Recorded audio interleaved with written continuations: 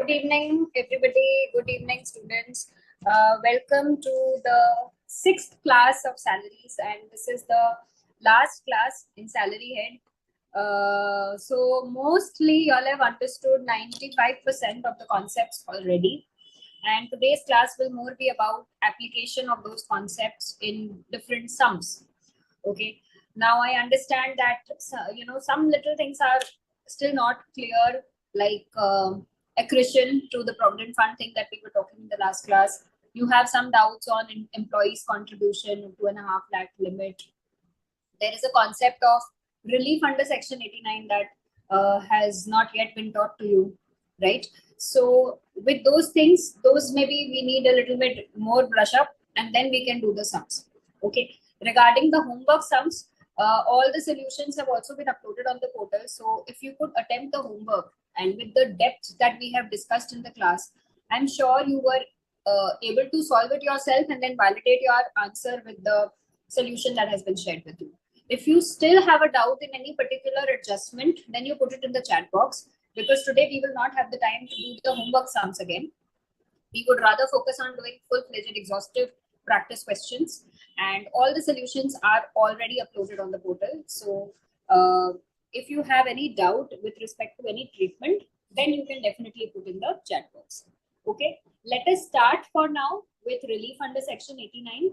Then we will again do the PF chart once. We will do annual accretion, the employees contribution bit that somebody had a query. When we do it again, you will understand.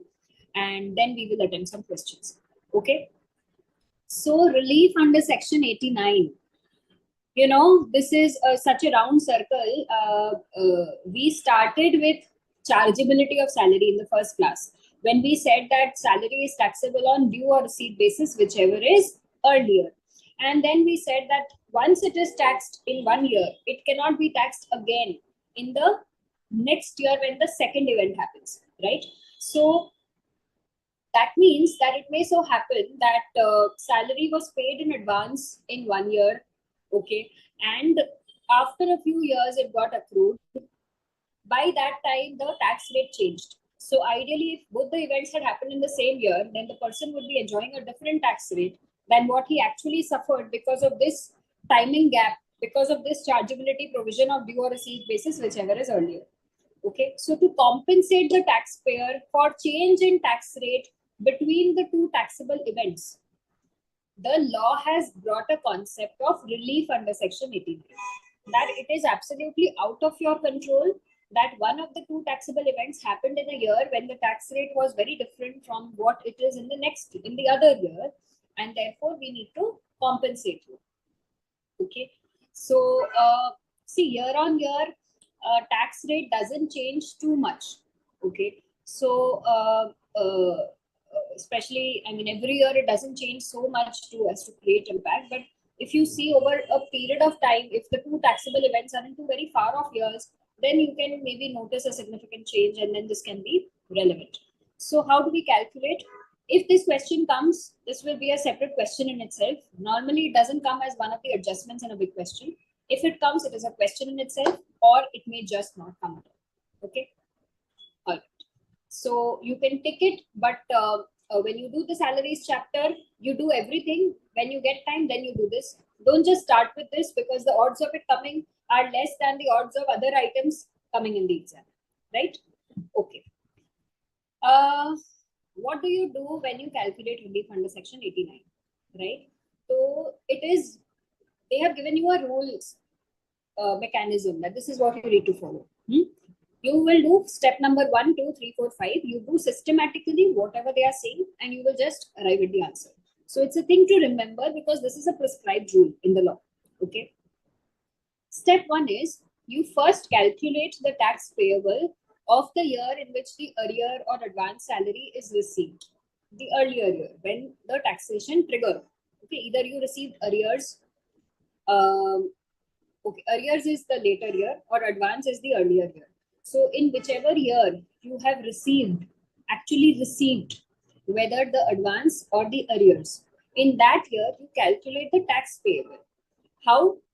First, you calculate tax payable on total income, including additional salary. The salary which you are, suppose has been paid in arrear to you or as advance to you, the extra amount, which is not the regular amount, something which is paid as advance to you or something which is paid in arrear of some, say retrospective pay revision, that your salary was say 10,000 and 2 years later pay commission said, no, your salary should have been 12,000 in that year. Okay, so there is a retrospective pay revision. So that's why you have some arrears. That means this 2,000 you should have got at that time, but now you are getting it because now it has been revised that with effect from 2 years before, your salary should have been 12,000, but you actually got only 10,000. So this 2,000 is paid in arrears. That means it was due to you, but you didn't know about it. It has now come to your knowledge because of some event that has happened now, and now it is being paid to you, right? So this additional salary, the advance or the arrear, this additional salary, for that you calculate tax payable in the year in which this additional salary is received. First, by calculating tax on total income including additional salary, then on tax payable on total income excluding additional salary. In this way, if you compute the difference between A and B, you will get the tax on additional salary in the year in which it is received. Okay, are you all with me? If you calculate tax on total income including additional salary and then calculate tax on total income excluding additional salary, then the difference between A and B is actually the tax payable on additional salary. Somebody may ask me, ma'am, if 12,000 I was supposed to get, I got 10,000, 2,000 is the additional salary. Then why just not directly find tax on 2,000? Why are you asking me to find tax on 12,000, then find tax on 10,000, then divide, subtract them, and then accordingly find tax on 2,000? Because income tax in India is a progressive taxation for individuals at least. Okay, what do we mean by progressive taxation? That higher income people pay tax at higher rate, and there is a slab structure.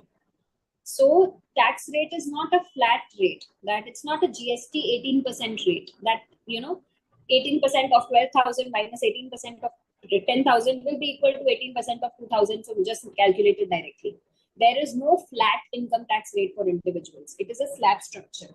Up to so and so of income should be taxable at this. I'll just show you the slabs. You may not be able to remember right now, but I will just show you so that you understand what I'm trying to talk about.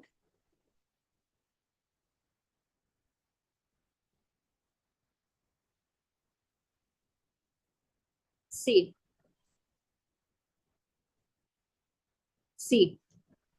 these are the two regimes. One is default regime, one is optional regime. This is the way our tax structure is in India for individuals. Up to so and so of income, up to 3 lakhs of income, 0% tax rate. Up 3 to 7 lakhs of income, 5% tax rate. 7 to 10 lakhs of income, 10% tax rate. This way. So it's a progressive structure. The higher income you go into, the higher is the rate of tax for you. Okay, so they want to collect more tax from rich people and lesser tax from poor people or not so rich people, so as to compensate, bring equity in the society. That is how income tax is based. But indirect tax, your GST and all, that those are flat taxes. Those are not progressive. The same incidence happens on every strata of society, irrespective of their earning power, right?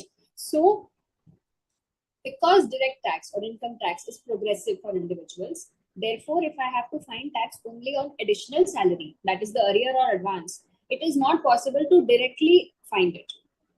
Okay, I have to find tax on 12,000 applying these slab rates. Then I have to find tax on 10,000 applying these slab rates, and the difference will be tax on 2,000. If I just see tax on 2,000, then I will probably apply the first limit that okay, up to 3 lakhs there is no tax, and I will say there is no tax. But actually, that is not the case, right? So for this reason, we need to calculate step A, step B, and then find out the difference to determine the tax. It's not a flat rate of tax. Otherwise, we would have directly found out the tax on the additional income. To this extent, everybody is clear? Please put a yes. Why we are doing step A and B? Why not directly calculating? To that extent, everybody is clear? Yes. Okay, fine. So we have got step 2. We have found the difference between one and A and B, and we've got step 2. Now we need to calculate the tax payable of every previous year to which the additional salary relates. So suppose you have a batch of years that, today the pay commission says that your salary should have been 12,000 since 2 years back or 3 years back. That means there is an impact, there is an arrear for the third year from now, there is an arrear for the second year from now, there is an arrear for the last year. Okay, all these years you need to factor and they will together be paid to you in this year. So whenever you receive this, suppose you had to receive 2,000 per year extra. So suppose 6,000 extra you have received as arrears. Okay, because 3 years back, the pay commission has changed your salary from 3 years back. So 2,000 per year extra if you are receiving in this year, you have received 6,000 extra. Okay. Now, in step 1, you have already calculated the impact of tax on the 6,000 in the year of receipt. That means this year. But in step 3, you will calculate the such impact in every year to which it relates. So 2,000 for the third year, 2,000 for the second year, 2,000 for the last year. That way you need to calculate. Okay. And how will you calculate? You have to, again, the same mechanism because of progressive system logic. You need to first calculate the tax on total income, including additional salary of that year, which is 2,000 for that year. You have paid tax on 10,000, but you should have paid tax on 12,000. So calculate tax on total income, including additional salary, say 12,000. Then calculate tax on total income, excluding additional salary, say 10,000. And that is how you calculate the tax payable on the additional income per year, which is of 2,000. So in step 1, you have calculated tax on 6,000 because you have received 2,000 per year for 3 years. So you calculated tax payable on 6,000. And in step 3, you are calculating tax payable on 2,000 of year 3, 2,000 of year 2, and 2,000 of last year, that is year 1. And in that way, you have calculated taxes of each year. Okay. So those were the years to which it actually relates, the due part. And the first step was the year in which it is actually received. So the receipt part, you have factored the tax in both the years, right? Why separate years, ma'am? Because if your pay has been revised retrospectively from 3 years back, then it is impacting 3 years now. It is impacting the third last year, then the second last year, then the last year, right? Your pay has been retrospectively changed. Means today they are saying that since 3 years back, your salary should have been something else. So every year of these last 3 years is suffering. Each year is facing an impact. You are getting 2,000 more for each year in the last 3 years. That's why every year you need to calculate the tax impact on the additional amount relating to that year. Okay. And the mechanism is same, calculate on total including it, then calculate on total excluding it. And apply those tax slabs. You need to learn, eventually you need to learn the tax slabs because at the end of it, you will be computing the total income and finding the tax payable also. Okay, so right now you don't know it because you're only doing one head of income. But when you do the entire computation, you will understand. So at that time, you'll understand how to apply the tax slabs and how to calculate tax also. Okay. Now you understand the logic. All right. Now in step 4, you calculate the difference between A and B in step 3. A and B in step 3 means total income including additional and total income excluding additional. You calculate the difference for each year. Okay. And then total them up. Okay. So basically what we have done, if 2,000 per year increase has happened for last 3 years,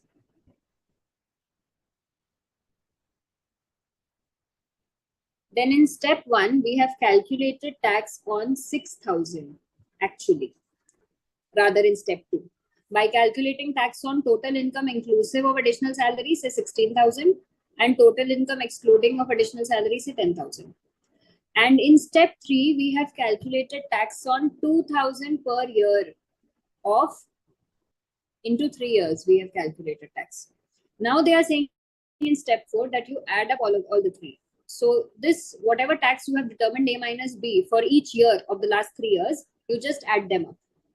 Okay, so you do add the last 3 years. Step 3. Now step 5 is actually relief under section 89, which is amount calculated in step 2, which means amount of tax on additional 6,000 minus amount calculated in step 4. That is amount of tax on 2,000 per year in the last 3 years. Ideally, if there was no change in the tax rate between the year in which it was received and the year in which it accrued, okay, ideally, if there was no change in the tax rate, then there should have been no difference at all. Then step 2 and step 4 would have given you the same amount, right? Then step 2, which is the tax on 6,000, would have been equal to step 4, which is tax on 2,000 plus 2,000 plus 2,000 for the last 3 years, right? It should have given you the same amount. But because the tax rate changed, and which is what the lawmaker is trying to compensate you for, therefore there will be an impact. And that is actually the relief under section 89, which you can enjoy, which you can reduce it. Because you were not at fault that your salary got changed from retrospective impact, and that tax rate also changed in the meantime. Okay, if you had known the salary will be 12,000 in the year 1 itself, then you would have paid tax at a lower rate perhaps than what you are paying now, because now you come to know of it and now you are paying it at a higher rate. You should not be unnecessarily prejudiced. First, with the money, you should have got 12,000 earlier, you are getting it now. And second, with the tax on such money. So at least the tax bit they are compensating. Okay.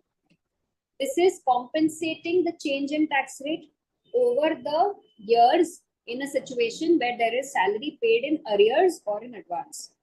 Ma'am, in step 1, we did for total 6,000, and step 2 for all 3 years, because it's same in both the cases. Because it changed over time. Okay. The problem here with the change in tax rate is that additional tax on 6,000 is not equal to additional tax on 2,000 per year in the last 3 years. Considering change in the tax rates over the years. That is why this impact has arisen.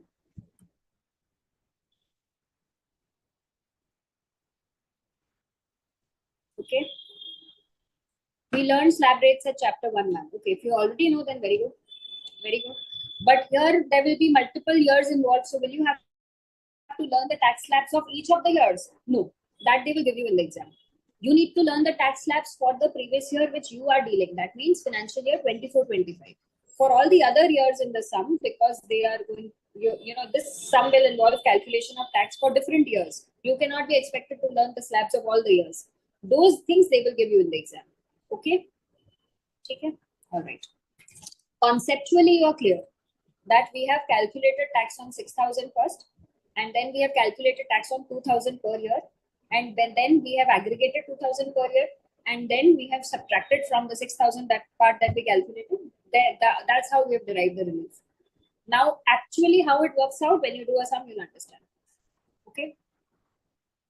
This is a simple concept actually, and because it is so plain vanilla, I mean, such a structured way, there cannot be too much of variation to the sum. There is, if you know, in your exam, in your question, in your even study material, you will find there is maximum 1 or 2 sums on this concept, because there cannot be too much of variation. Okay, to that, in that sense, it is very simple, because you will, if you have read and gone, then there is very high chance you will do it correctly. Okay, so Pawan, that's what I'm trying to say. कि आपने पहले tax निकाला उस 6,000 पे जो आपको एक साथ में इस साल में मिला है फॉर द लास्ट 3 years, क्योंकि आपकी सैलरी अचानक से बढ़ गई और बोला गया कि पिछले 3 साल आपको ऐसा मानना है कि 3 साल पहले ही वो बढ़ गई थी. ओके, तो अगर आपको ऐसा मानना है कि 3 साल पहले ही वो बढ़ गई थी, तो आपको तो नहीं पता, अभी पता चला है, तो मनी टर्म्स में तो आपको 6,000 एक साथ में मिल जाएगा, लेकिन टैक्स टर्म्स में टैक्सेशन पड़ रहा है अभी ऑन ड्यू और receipt basis whichever is earlier, और आपको निकालना है tax in the current year on that additional 6,000 based on step 1, step 2 that we discussed, then tax on 2,000 per year on the last 3 years based on step 3, then you aggregate the 2,000 के ऊपर का tax in step 4, and then you subtract the result of step 4 from step 2 to derive the relief amount. ठीक है, एक बार आप सम करें, आपको समझ में आएगा. देखो, हरी है, Hari has turned 72 years on 28th March, and you are informed that salary computed for 24-25 is 10,20,000, and arrears of salary received is 3,45,000. Arrears of salary मतलब actually ये पुराने सर्विस की सैलरी है जो अभी मिल रही है. तो year of receipt है 24-25. Step 1 निकालने के लिए relevant year for you is 24-25. 24-25 का टैक्स स्लैब्स आपको नहीं भी दिया जाए तो आपको पता होना चाहिए क्योंकि वही आपका प्रीवियस ईयर है. ठीक है. Okay. Further, you are given the following details relating to the earlier years to which the arrears is attributable. मतलब आज जाके उनको ये सब अमाउंट दिया जा रहा है लेकिन बोला जा रहा है कि it is actually in recognition of your services provided during previous year 2010 11 11 12 12 13. सोचो इतना टाइम हो गया. 10 11 11 12 12 13 के कुछ कुछ अमाउंट्स आपको अब दिए जा रहे हैं. 1,03,000 1,17,000 1,25,000. ठीक है. और उस समय टैक्सेबल सैलरी क्या थी ये आपको दे दिया है क्योंकि आपको स्टेप 3 में चाहिए. Correct. Okay. Now you are given the following details. Compute the relief under 81 and the tax payable for FY 24-25 or AY 25-26. Assume he is shifted out of default regime. अच्छा, if he is shifted out of default regime मतलब आपको optional regime में जो slabs हैं वो use करना है. अगर आपने ऑलरेडी चैप्टर 1 में पढ़ लिया है टैक्स स्लैब्स क्या है, then you will be knowing कि एक्चुअली ऑप्शनल रेजिम में स्लैब्स क्या है. ठीक है. अगर नहीं पढ़ा है तो यहाँ पे देखो. ये तो पुराने 3 साल का स्लैब्स क्वेश्चन में दिया है क्योंकि आई टोल्ड यू ना आप इतना सब नहीं याद कर सकते हैं. They don't even expect you कि आपको 2010 11 12 13 सब का टैक्स रेट याद होगा. Be very careful. क्वेश्चन में फाइनेंशियल ईयर कहाँ यूज हो रहा है, असेसमेंट ईयर कहाँ यूज हो रहा है. क्वेश्चन में अभी फाइनेंशियल ईयर बात कर रहे थे. जब स्लैब देने लग गए तो असेसमेंट ईयर देने लग गए. कंफ्यूज मत होना. Financial year 2021 2010 11 actually relates to assessment year 11 12. ठीक है ना. ओके. हाँ, so you learn the slab rates. Very good. तो आपको ये पुराने 3 सालों के तो स्लैब्स नहीं पता होंगे तो उन्होंने लिख दिया है. ठीक है. उन सालों में डिफॉल्ट रेजिम और ऑप्शनल रेजिम ऐसा कुछ नहीं था, एक ही स्लैब था. ठीक है. तो कम से कम रिलीफ के सम में आपको ये रिलीफ है कि पुराना हिस्ट्री में एक ही स्लैब होता है. इन एनी केस आपको स्लैब दिया जाएगा ना, आपको तो बस वो अप्लाई करना है. ठीक है. ओके. और करंट वाला देखो आपको स्लैब नहीं बताया क्योंकि उनको पता है कि आपको आता है. ऑलराइट. तो अब लेट्स सॉल्व दिस सम. सबसे पहले हम स्टेप 1 निकालेंगे. स्टेप 1 निकालने के लिए हम लोग किस साल में मिला है, अभी इस साल में मिला है. तो करंट ईयर की सैलरी 1020 दी हुई है उनको और अरियर्स ऑफ सैलरी जोड़ने के बाद 345 होने से टैक्सेबल सैलरी आ रहा है 13,65,000. और अगर आप वो सैलरी की अरियर्स नहीं जोड़ते तो सैलरी की अमाउंट होती है 10,20,000. राइट. तो जोड़ने से अमाउंट आ रहा है ये और नहीं जोड़ने से अमाउंट आ रहा है ये. इन दोनों अमाउंट्स पे आपको निकालना है टैक्स.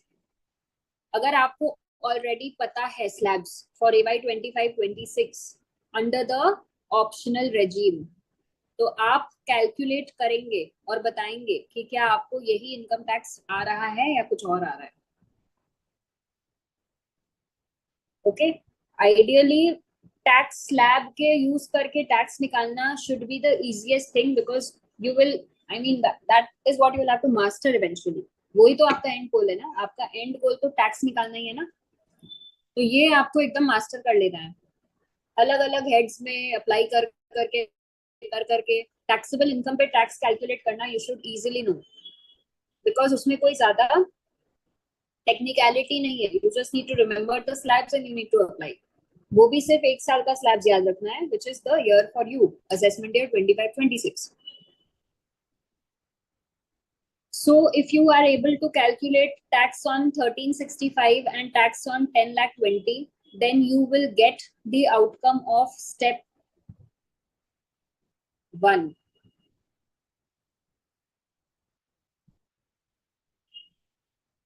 A and B. ये होगा A, ये होगा B. फिर आप A minus B करेंगे. तब आएगा step 2. Are you all getting this amount? If you are applying the slabs, should I show the slabs on the screen or you remember?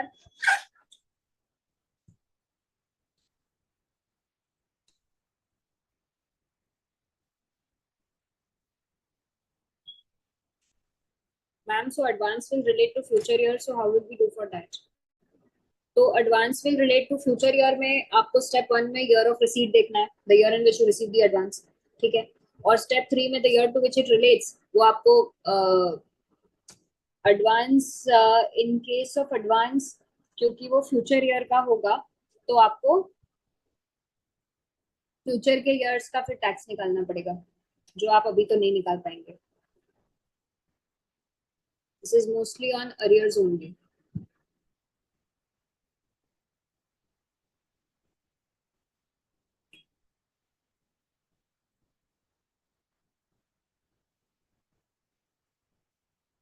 Have you been able to calculate this? A and B सबका आ गया।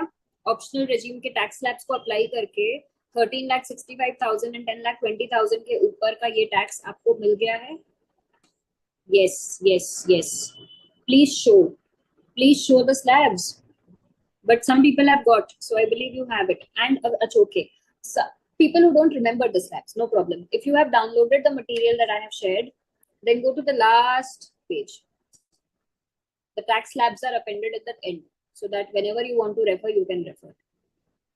Go to the last page if you have downloaded this material of today's class.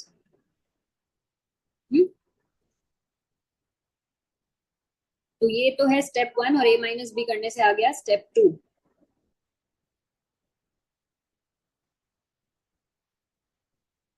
Now we are going to do step 3. That means we are going to calculate the tax on arrears in each of the years involved, which were assessment year 11-12, 12-13, and 13-14.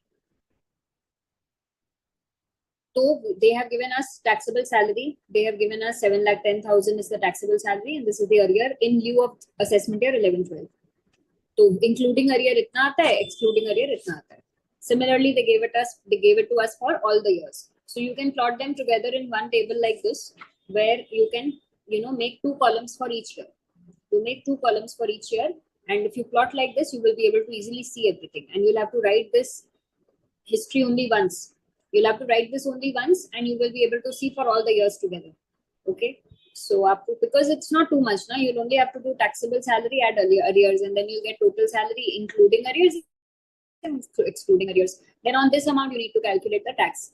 How will you calculate this? You will use the slabs which are given in the sum. So you have been given the slabs for AY 11, 12, 12, 13, 13, 14 in the question in the last slide, right? You have been given the slabs. So you use those slabs and calculate tax on these incomes. 1, 2, 3, 4, 5, 6. 6 incomes you need to calculate the tax using the rates slabs which you have been given in this question itself for the respective assessment year. Okay. Now, if you start to solve it, it will take a lot of time because you need to calculate for 6 incomes. So for now, you assume that you have got this amount because it is very simple. When you apply the slabs, you will be able to get this amount. Okay. And this will give you actually the outcome of step 3. You have got the difference between this and this will be say 1. Difference between this and this will be 2. Difference between this and this will be 3. And then when you add 1, 2, and 3, then you will get the outcome of step 4, which means aggregate tax impact on arrears in each year. Okay. If you find the difference between these 2 amounts of AY 11-12, then you will get one answer. Similarly, you do the difference between these 2, you will get the second answer. Then you do the difference between these 2, you will get the third answer. And then you add 1, 2, and 3 to get the outcome of step number 4. Finally, in step number 5, what we will do? We will subtract step 2 from step 4 and derive the relief amount. Okay.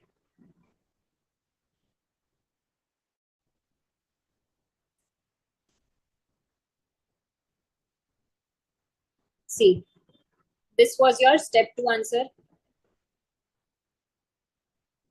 When you did step 1A minus step 1B. And this is your step 4 answer. When you calculated the tax on income including arrears, less tax on income excluding arrears, or you can do it that way also, that you do this minus this, plus this minus this, plus this minus this. Any way you do, you will get this one. Okay. So step 2 and step 4 you have done. And that gives you the difference of step 2 and step 4 gives you step 5, which is the relief under section 89. Okay. And now what you do with the relief? Suppose you have got the relief. Now, how do you apply it? You find out the tax on in total income, including arrears of salary. Because see, you will eventually have to pay tax on amount including arrears because you have received it in this year.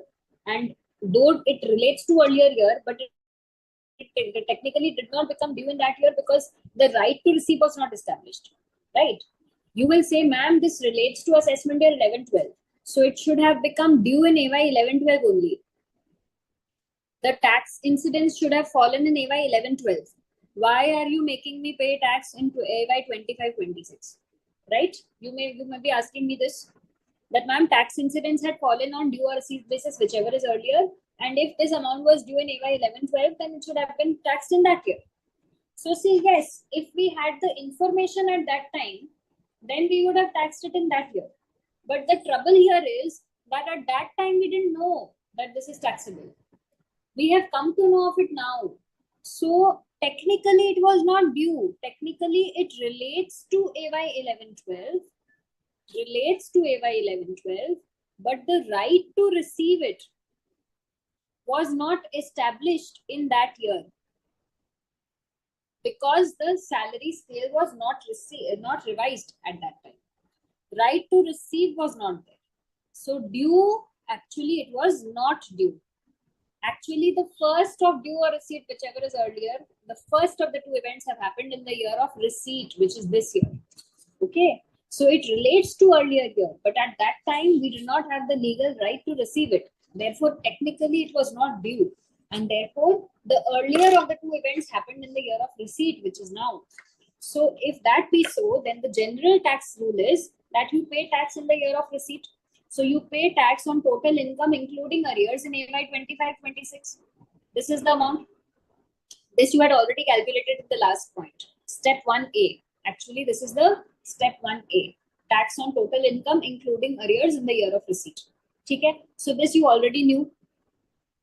This is actually what you should pay in this year. But because the tax rate changed so much between assessment year 11-12 to assessment year 25-26, and you have to unnecessarily pay that extra amount, therefore you will reduce the relief under section 89 and you will actually pay tax on a lower amount. You will actually pay lesser tax. Okay, so you find out tax on total income including arrears in the year of receipt. This is actually the tax which should have been due to you if you had not got any relief. But if you reduce the relief, then this is the tax that you will be actually paying. This is how lawmakers have compensated you for the change in tax rate during the year, in between the year to which the arrear relates and the year in which you actually received it and actually became due also in this year.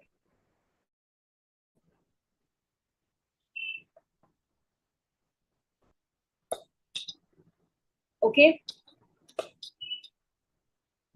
So there are two things to this whole concept. One is the concept and one is the calculation.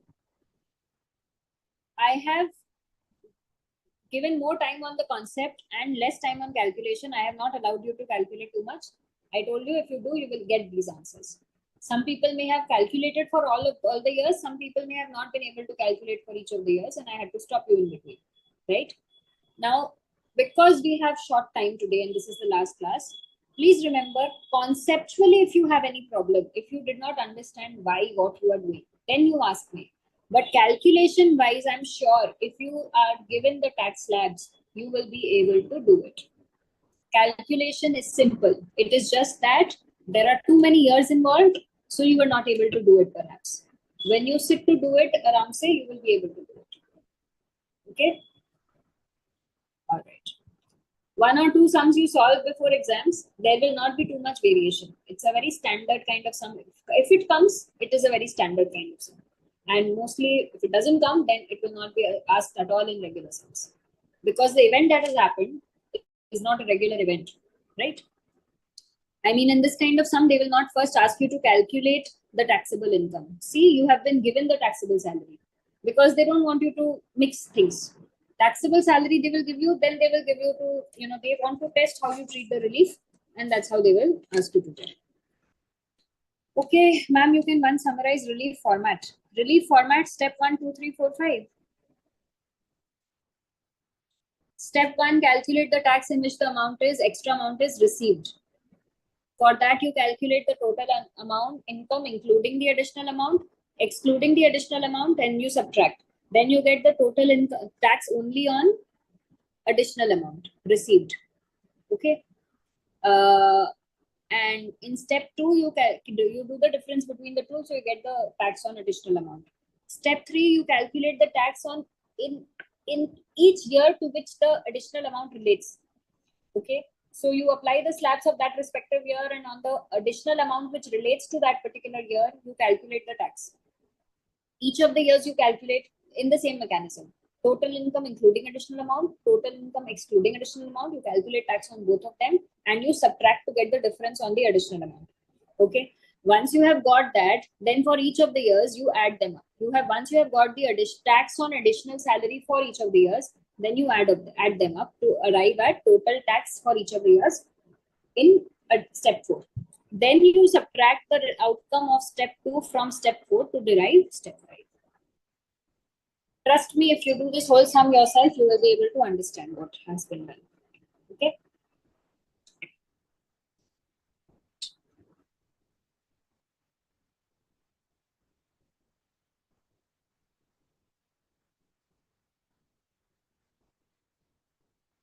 So this sum you have done. The solution you have seen. You have done also. There were some homework sums given to you. One was on equity shares. It was a very simple adjustment. I hope these adjustments you were able to do.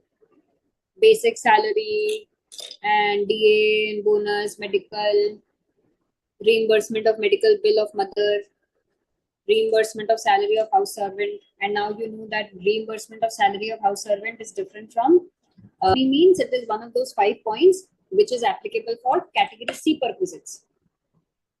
Right?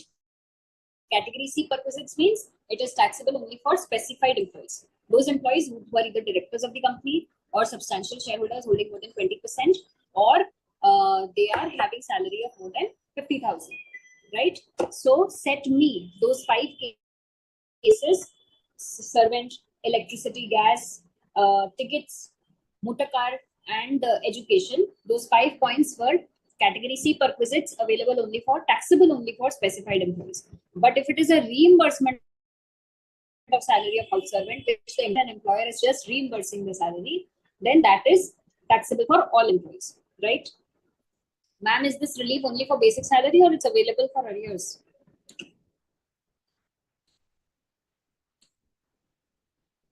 Arrears of terminal benefits too.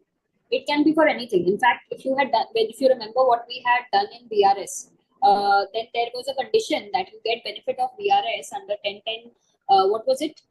1010C.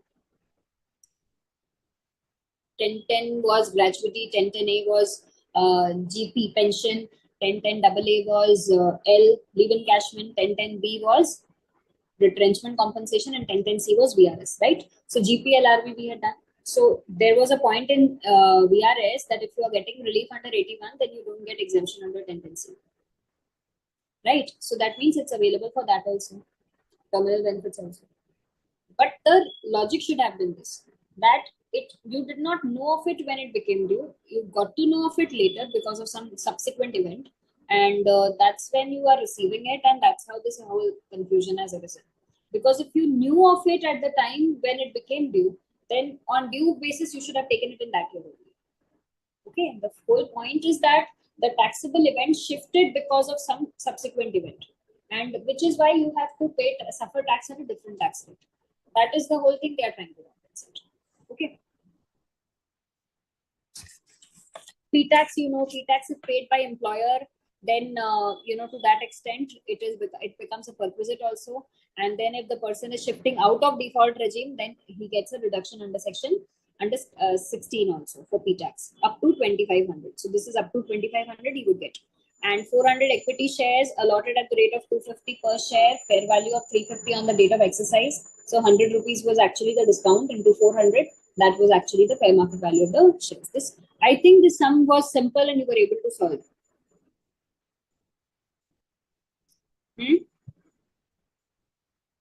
Were you able to solve? Is there any catch when you compared the answers, with it was an MCQ kind of question when you were solving it? Is there anything that you made an error with? And then when you saw the solution, you understood, then you can share. So others will also be able to benefit from your error. That, this is how you made an error, but you understood and then you rectified. So when you were solving these things, the whole information given to you about he is traveling frequently out of India and leaving India for airport and returning India, all of that was for calculating the days of stay in the year so that you could calculate the residential status. But I'm sure the fact that he's just traveling during the year, that information is not enough for you to calculate residential status. You have already done a class on residential status. So you would have picked 1A as the correct option. That I can understand that in this year he has been there for substantial time. But whether he's ROR or RNOR, I cannot understand from the given information. Taxable perquisites, you must have calculated. Income chargeable under the head salaries, you must have calculated. And I hope you should have got the correct answer. Please compare with the solution uploaded. Okay. Homework number 8 was on funds. It was a case of, it's a resignation case. 1 month notice period if he has given and he has resigned on 31st July. That means till 31st August he will be earning regular salary. तो ma'am ये notice period क्यों दिया जाता है सम में? आपको ये बताने के लिए कि जब तक person is on notice period तब तक तो he will keep earning salary ना. So if he has resigned on 31st July but he has a 1 month notice period, that means he actually will work till 31st August. So salary he will earn till 31st August. इसलिए ये information है. Okay. और वो दिया भी है he has earned the following till 31st August. They mentioned also. So there's basic, there's DFP forming part, there is medical, entertainment, commission. Is he a government employee? No. खिलाड़ी limited में ऐसा तो कुछ नहीं लिखा है कि गवर्नमेंट है. तो एंटरटेनमेंट अलाउंस मिलता है वो तो ठीक है, पर क्या कोई डिडक्शन मिलेगा सेक्शन 16 में? किस रजीम में, ये तो हमने पूछा ही नहीं. अभी तो आई एम आस्किंग यू कि this is not a PSU, government employ नहीं है, तो वैसे भी क्या कोई डिडक्शन मिलेगा एंटरटेनमेंट अलाउंस का? रेजिम कुछ भी हो. Employee contribution to RPF in this sum I can explain. Okay, I will explain. No, ठीक है. तो entertainment allowance का no deduction because not a government employee. Okay, there is contribution to RPF. RPF में employees contribution है, employer का भी same contribution है. तो अमाउंट टर्म्स पे इन्होंने बताया है तुम आपको, और परसेंटेज टर्म्स में नहीं बताया, क्योंकि एम्प्लॉयर कंट्रीब्यूशन तो हम लोग 12% of basic plus DA forming part plus commission based as fix percentage of turnover देखते हैं ना.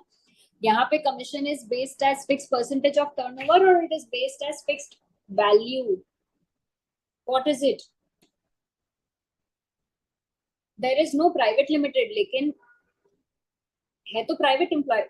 अरे आपने कंपनीज एक्ट में पढ़ा होगा, प्राइवेट लिमिटेड हो या पब्लिक लिमिटेड हो, दोनों प्राइवेट सेक्टर हो सकता है.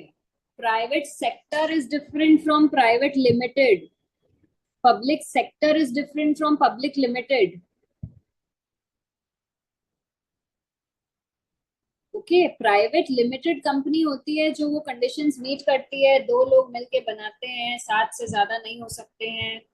हाँ, वोटिंग ये नहीं कर सकते, पब्लिक इशू नहीं कर सकते, डिपॉजिट्स नहीं एक्सेप्ट कर सकते, है ना, जिसमें वो सब कंडीशंस होते हैं. That is private limited company.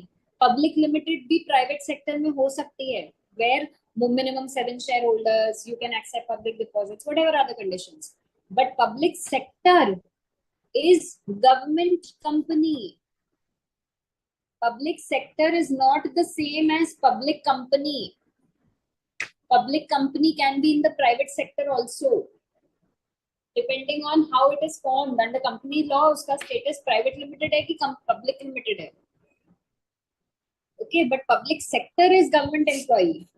This private limited नहीं लिखा है, I understand, लेकिन ये public मतलब ये government है, ये भी तो नहीं लग रहा है ना सम देख के. गवर्नमेंट होता तो बोलते वो लोग this is government. Government employ, this is a PSU, नाम देख के कैसे बताएंगे आप? Okay, I hope private limited, private sector and public limited, public sector are clear in your mind. This is not a tax question also. This is very basic and fundamental. You will need it in company law. You will need it in other things also. ठीक है ना? Government employee doesn't mean public limited company का employee. Is it okay? Is it okay? Please say okay.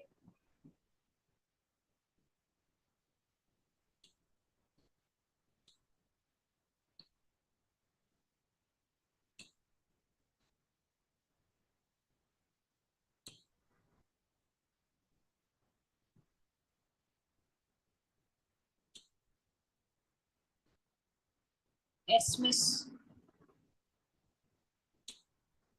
So one example. One example. एक public limited, एक public sector company बताओ, एक government company बताओ, ONGC. Okay, ONGC सुना है आपने? वो गवर्नमेंट सेक्टर की है. ONGC is a government sector company. It is a, I mean government sector मतलब government owned company. It is, अब आप बोलेंगे ये तो लिस्टेड है मैम, स्टॉक मार्केट में हम लोग शेयर खरीदते हैं ओएनजीसी का. वो लिस्टेड है ठीक है, लेकिन उसका primary holding, dominant holding is government holding. Right, so it's a government company, and they are called public sector enterprises, and their employees are called government employees whenever we deal with any special benefits for government employees. Okay, but if you talk about any other public limited company which is which is in the private sector, there are so many examples which may or may not be listed also. No, if it is private limited it will not be listed. So any other private sector का, इन Hindustan Unilever limited, उसमें तो private word नहीं लिखा है ना, और वो listed भी है, बट क्या वो गवर्नमेंट कंपनी है? HUL क्या गवर्नमेंट कंपनी है?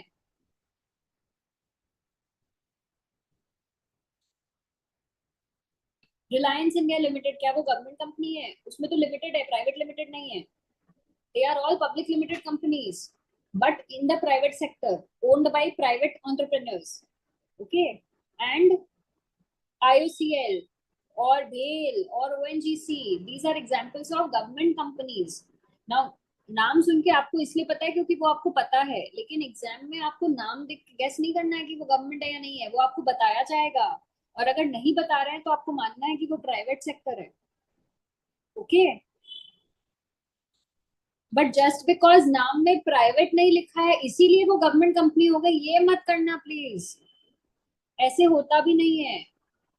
Public limited company private sector में भी हो सकती है और होती है. ये सारी प्राइवेट लिमिटेड, ये सारी प्राइवेट सेक्टर कंपनीज जो लिस्टेड है वो पब्लिक लिमिटेड ही है, क्योंकि प्राइवेट कंपनी तो लिस्ट ही नहीं हो सकती, कंपनी लॉ अलाउ ही नहीं करता है. ओके ओके, ठीक है. Okay, so what we were actually doing is कि यहाँ पे this is not a case of government employee, so entertainment allowance का deduction will not be available regardless of the regime. That is what we had started from. Okay, commission has been given as a fixed value, it's not given as a percentage of turnover. When you are doing RPF के लिए salary calculation, this is not relevant. You will only take basic and DA forming part. Okay, अच्छा, तो basic कितना है, DA forming part है 4500, इन दोनों को जोड़ के आपका जो भी अमाउंट आएगा per month, that is your salary for the purpose of RPF. Okay, अभी इसमें आपको एम्प्लॉयर ने कितना अमाउंट कंट्रीब्यूट किया है? सेम अमाउंट मतलब 7500 पर मंथ. तो ये आपको देखना है कि what percentage this is out of the amount that you calculated. 45000 plus 4500 is actually 49500. तो ये 7500 इसका क्या परसेंटेज है, क्योंकि आपको 12% तक लिमिट कर देना है, उसके ऊपर कुछ हो तो टैक्सेबल हो जाएगा. ठीक है, these amounts are much less than 7.5 lakhs, right? इसलिए we are not checking that second part. Okay, so if the contribution to RPF, employer's contribution, is more than 12% of this salary definition, then that excess is taxable under section 17(1) as salary. Okay, but if the total amount in value or absolute terms is more than 7.5 lakhs per annum, then the excess amount is taxable as perquisite under section 17(2). That is what your ma'am was telling you at the end of the last class. Okay, so they are both taxable, और आपको तो क्या करना है, आपको तो घुसाना ही है tax में, बट एक सैलरी है, एक परक्विजिट है, एक 17(1) में आता है, एक 17(2) में आता है. Even if you don't know it, अगर आप टैक्स में एज लॉन्ग एज उसको टैक्सेबल कर रहे हैं, इट्स ओके. ठीक है, ओके. तो एम्प्लॉय ने सेम कंट्रीब्यूशन किया. एम्प्लॉयज कंट्रीब्यूशन टू आरपीएफ का क्या ट्रीटमेंट है? Who will tell me what is the treatment of employees contribution to RPF?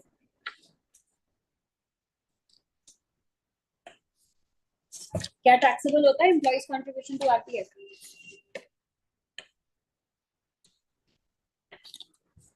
ETC और no ETC depending on the regime. Employees contribution to कोई भी fund is an application of tax paid salary, and therefore it is not a question of, no, it's not about exempt, it's an application of tax paid salary. It is not income in the first place. I mean, it's not income to be taxed again. It is a part or application of tax paid salary. It's not exempt. Okay. And it's just already paid, subject to tax, therefore you will not put it again. But you may get an 80C reduction or not depending on the regime you are in. Okay. In this sum, he has opted out of default regime, so fine, he can get 80C. Okay. All right. Interest accrued in the RPF अगर 13% है, तो यहाँ पे तो हम लोग का limit है कि 9.5% per annum से ज्यादा कुछ भी अगर अप्रूव हो रहा है, तो that extra, मतलब 3.5% in this case, that should be taxable. So if 13% is this much, then how much should be? 3.5%. Unitary method से आप निकाल के उसको taxable कर देंगे. Okay. यहाँ पे एम्प्लॉय कॉन्ट्रीब्यूशन 2.5 लाख से ज्यादा तो नहीं लग रहा है ना, तो वो वाला लिमिट भी नहीं एक्टिवेट हुआ. एब्सोल्यूट टर्म्स वाला लिमिट यहाँ नहीं एक्टिवेट हो रहा है because amounts are much lower than 7.5 lakhs or 2.5 lakhs. Okay, so only the percentage, the limits you are checking. Normally you should be alert both ways, percentage and percentage terms में और absolute terms में. कहीं पे भी कुछ भी cross हो गया तो वो सब कुछ ऐड होगा सैलरी. ठीक है, बट यहाँ पे एब्सोल्यूट टर्म्स में values are much lower, so only percentage terms we are checking. Okay. All right. And he withdrew this amount in RF, so matlab this is a sum of withdrawal from RPF. You have to treat the amount withdrawn on retirement from RPF. ठीक है, तो उसमें आप देखोगे if he is age, he was in the company since 2013. If he was in the company since 2013, if he was in the company since 2013, then he has already served 5 years of continuous service at least till 2024. तो उसने काफी साल बिता लिए भाई, 11 साल रह गए यहाँ पे, तो already served 5 years of continuous service. So what will happen to the amount withdrawn on employee termination? Can you exempt it? And if in absolute terms it is higher than 2.5 lakhs, then it will be taxable as perquisite, correct? If in absolute terms employees contribution is more than 2.5 lakhs per annum, then employees contribution will not be taxable because वो तो essence में tax paid salary है, but interest on employees contribution will be taxable. Do you understand, Ishan?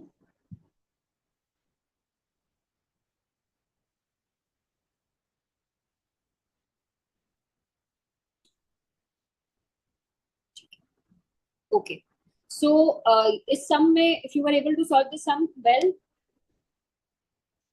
because I have mostly dealt with all the issues that could have arisen. So I hope now when you applied this logic, you were able to solve the sum correctly.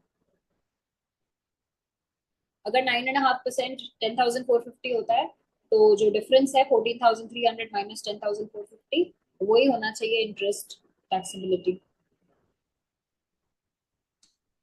Okay. RPF once again, ma'am. This sum only or in general? एक काम करते हैं, let's do some sums, उनमें भी RPF आएगा. Okay, lot of your queries will get solved. Last में फिर हम लोग पूरा फंड्स को रिवाइज करेंगे. Homework 9 was about RFA. It was about car का above 1.66 liters capacity, तो 1.66 liters के ऊपर है. ओके. उसके बाद for private purpose only, cost दिया हुआ है, मंथली एक्सपेंडिचर दिया हुआ है, met by the employer. car be provided, matlab car is owned by the employer and monthly expenditure is also, running expense is also met by the employer. Okay, both the things are by the employer and more than 1.6 liters. Driver लिखा है क्या, नहीं लिखा है तो हम मानेंगे कि नहीं है. ठीक है. ओके. lump sum premium है towards health insurance for self and his wife for this and this by account paycheck. medical premium का क्या किया जाता है? अच्छा, ये तो चैप्टर 6 के डिडक्शंस के ऊपर है, because he is himself paying, not his employer. He is paying. If he is paying health insurance premium, तो उसमें चैप्टर 6 से डिडक्शन मिलता है 80D में. वो जब आप पढ़ेंगे तो आपको पता चल जाएगा. एंड कंट्रीब्यूशन टुवर्ड्स पीपीएफ को 80C में डिडक्शन मिलता है अगर ये ऑप्शनल रेजिम में है तो. बट ही वांट्स टू पे टैक्स अंडर डिफॉल्ट रेजिम, तो ये सब कुछ यहीं पे खत्म हो जाता है. Now let's see what we will do. If you were able to calculate the value of RFA, because he is given rent-free accommodation on 1st October 2024 and the company pays lease rent. मतलब company ने rent पे दिया है. So lease rent minus 10% of salary होना चाहिए RFA का value. और 10% of salary for RFA purpose. Salary for RFA purpose is almost all the cash components, but excluding insurance premium paid by employer, terminal benefits, non-monetary benefits. DA not forming part भी नहीं include होगा. तो आप यहाँ पे आप लोग ले लेंगे बेसिक. अच्छा, ये स्केल को अप्लाई करके were you able to calculate the salary? इस स्केल का क्या मतलब है? I didn't reteach you actually. Were you able to apply, understand the scale? ये सैलरी फर्स्ट ईयर में थी, उसके बाद इतने से बढ़ी, फिर इतने से इतने सालों तक बढ़ती गई जब तक यहाँ नहीं पहुंचे. This I didn't teach you. This let me tell you, because I didn't teach you and I'm not sure if you understood. Okay, wait. Let me solve question number 9. This question is with you all, na? Either you download the PDF or you take a click a photo of this question, because I will now move to the solution. Okay.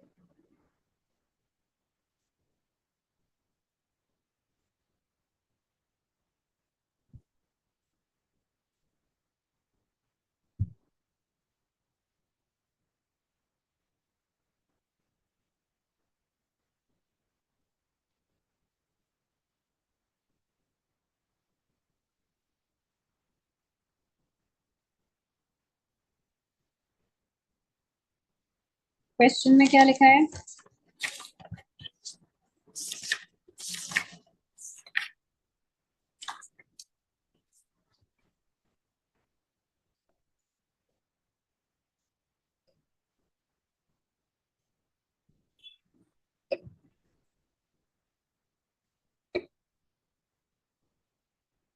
Basic salary is how much from 1st October? Because for the purpose of RFA, your salary should also relate to the same period as the accommodation. So if your accommodation was given to you on 1st October, from 1st October, then the salary should also be for the period of 1st October to March. Okay, salary should be for the same period for which the accommodation was actually used by you. All right.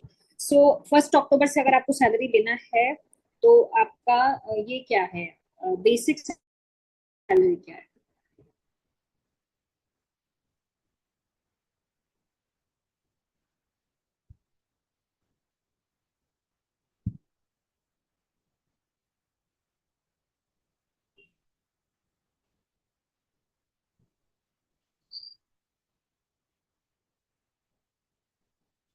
Were you able to calculate the basic salary?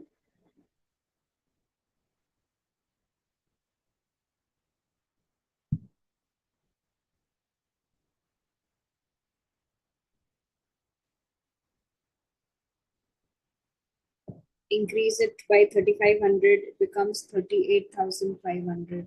Increase it by another 3,500, it becomes 42,000.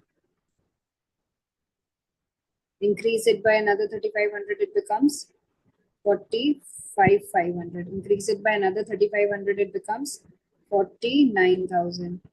By another 3,500, it becomes 50.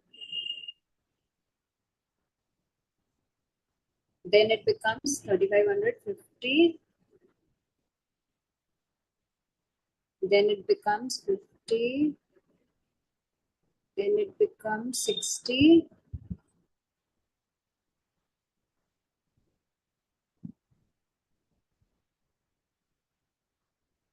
Have I done some calculation error?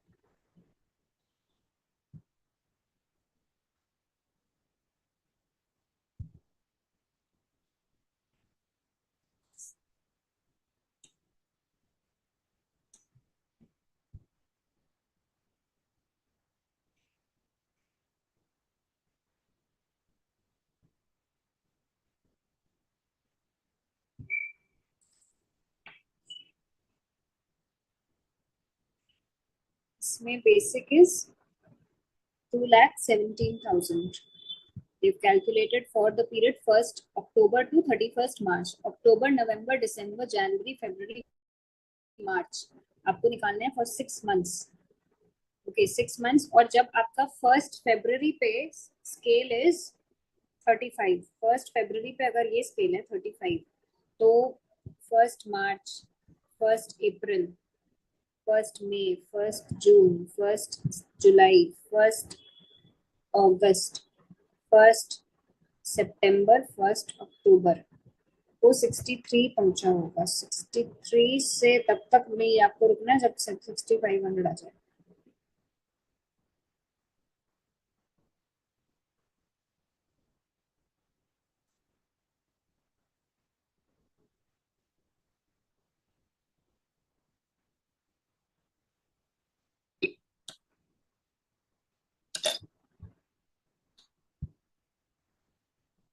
तो 66,500 आ रहा है. You're right. I think there is some issue in this question. I will check and I will upload the correct part. There is some issue in this question because if you increase by 3,500, the scale is not reaching the last slab जो दिया है question में. I'll check the question again and I'm going to upload it. Upload the updated question with solution on the site. ठीक है. ये slab ये होता है basically how it works is I'm just giving you an example in a normal sense कि अगर लिखा हो 10,000 फिर 2,000 ऐसे लिखा हो और लिखा हो 16,000. ठीक है. अगर कोई बोले कि आपका पे स्केल ये है, how do you interpret it? Let me show you that. Okay, how do you interpret this? I am writing something but it's not visible on your screen.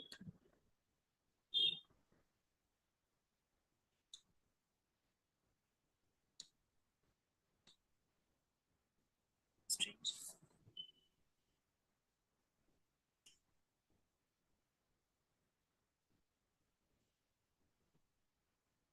Why is this not visible on the screen? Can you see what I'm scribbling on the screen?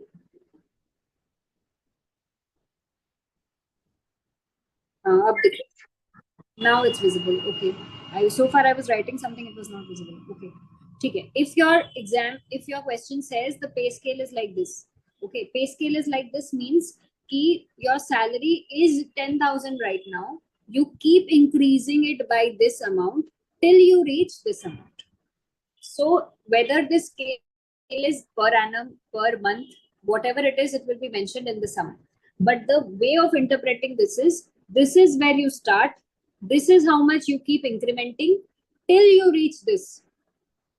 This is how you will be put in a slab. Because generally, like for a designation, suppose A-level designation employees, you start working at this salary, then every year you are at the same designation, your salary gets enhanced, incremented by this amount till you eventually reach this.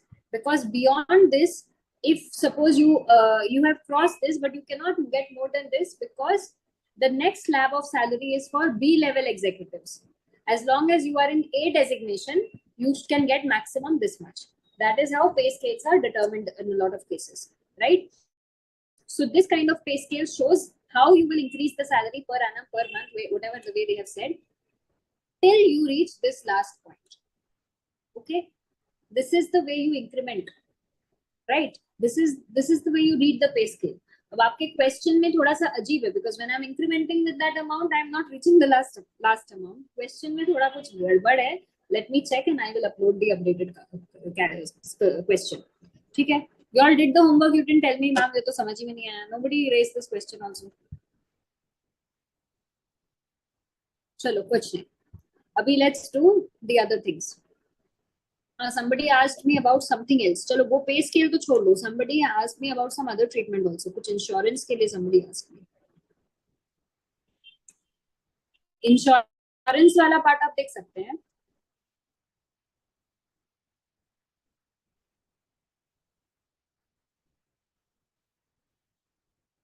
Insurance wala premium, because employer did not pay the insurance, employee himself paid. So it was not a question of taxing it as perquisite or anything. It was a question of whether person will get deduction under 80D or not.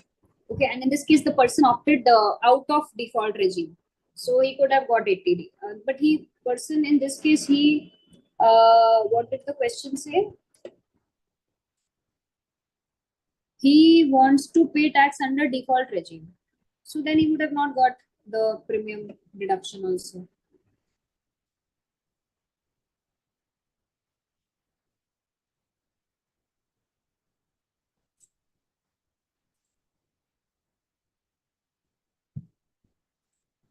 Or in the other parts, they may have said, what if the person chooses optional regime? Then what? Then that's where they would have calculated. Ma'am, can you solve employer contribution to RPF in homework 8? Homework 8, employer's contribution to RPF. ये जो we discussed ना, कि this amount in absolute terms is much less than 7.5 lakhs. So that part is not going to get triggered. We are only checking on relative terms, percentage terms, where 12% of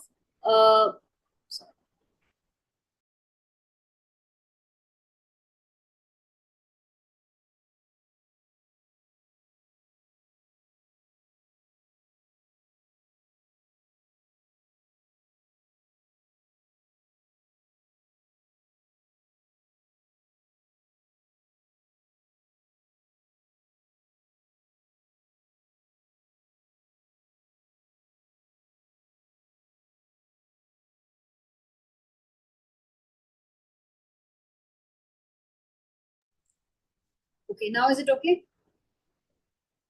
Okay, now audio is unmuted. Sorry. So employer's contribution is taxable in excess of 12% of basic salary plus DA forming part plus commission as fixed percentage of turnover. In this case, commission is fixed value, not fixed percentage of turnover. So you ignore commission. You consider basic and DA forming part. Okay, and up to that it is exempt. Now, how much this person is getting? This person is getting 7,500 per month. For how many months? It was given in the question. For how many months? He received from 1st April to 31st August, because he resigned on 31st July, then served 1 month notice. That means work till 31st August. So he earned salary till 31st August.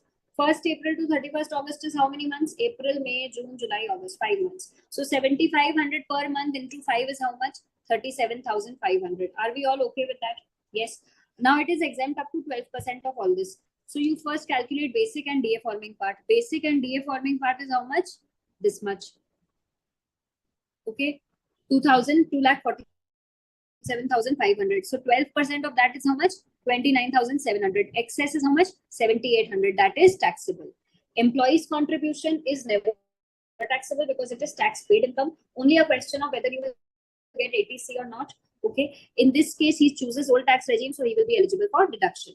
Then, but you cannot put it here because you have not calculated the gross total income yet. You only know income from head salaries, so you will not be able to apply it here. Okay. Then, about interest accrued on RPF, you know that any interest in accrued, that it is taxable in 2 ways. One, if it is accrued at more than 9.5%, then it is taxable. Second, if the employee's contribution is more than 2.5 lakhs, then also interest is taxable. In this case, employee's contribution is less than 2.5 lakhs, so that part is not applicable. Only part relevant is more than 9.5% is that is taxable. So we know in the sum 14,300 represents 13%. So how much does 9.5% represent? You calculate by unitary method and excess will be taxable. Is it okay? Got it. ठीक है, चलो okay. PF को लेके सबको बड़ा है. PF repeat कर दो, पीएफ रिपीट कर दो. चलो अच्छा है. Okay, now we will do a quick scenario based assessment. This is a very different type of sum. It is a fastest fingers first. Let's play, right? Where I will give you some situations and you will have to tell me what you will do with it. Okay, are you ready?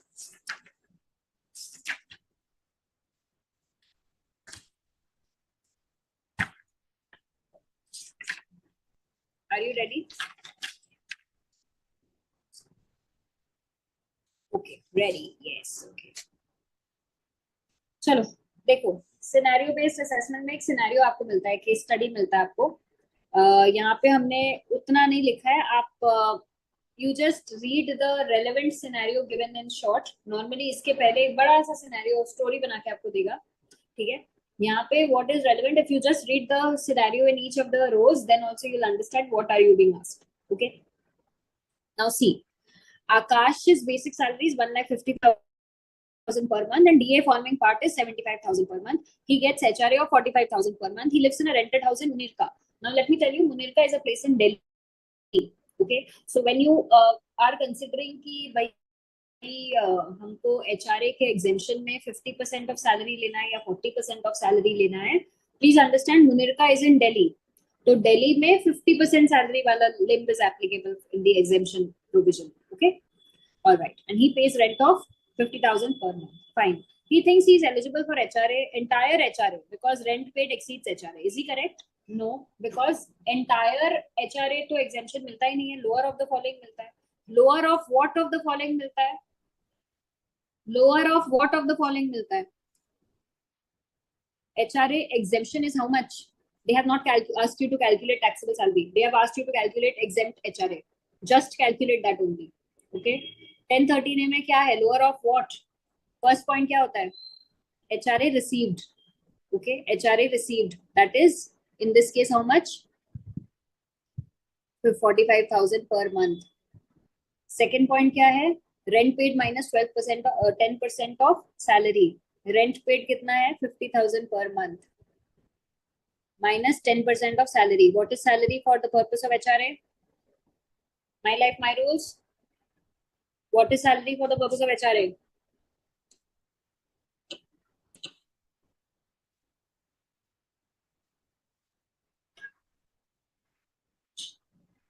What is salary for the purpose of HRA?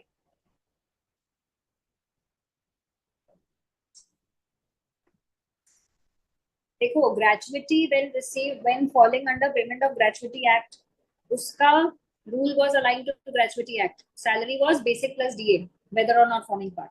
But और RFA का definition ही अलग है. उसमें सारे cash components almost included है, including bonus and including commission. In but DA forming part उसमें भी नहीं है. But HRA or gratuity when payment of gratuity act is not triggered, and there was another leave encashment. Okay, for those things, employer's contribution to RPF. For these things, the meaning of salary is basic plus DA forming part plus commission based as a fixed percentage of turnover. Okay, यहाँ पे commission का कोई detail नहीं है. Just take basic and DA forming part. Okay, that means 150 plus 75,000, मतलब 2,25,000 per month. So 10% of 2,25,000 per month, and the third part will be 50% of salary. So 50% of the same amount, 2,25,000 per month into 12 number of months. Now you tell me what is the amount that you have got. How much is the salary exempt?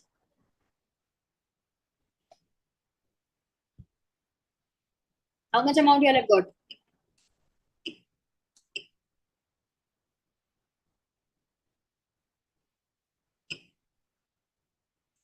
अरे ऐसे fastest fingers first खेलेंगे तो फिर मजा नहीं है.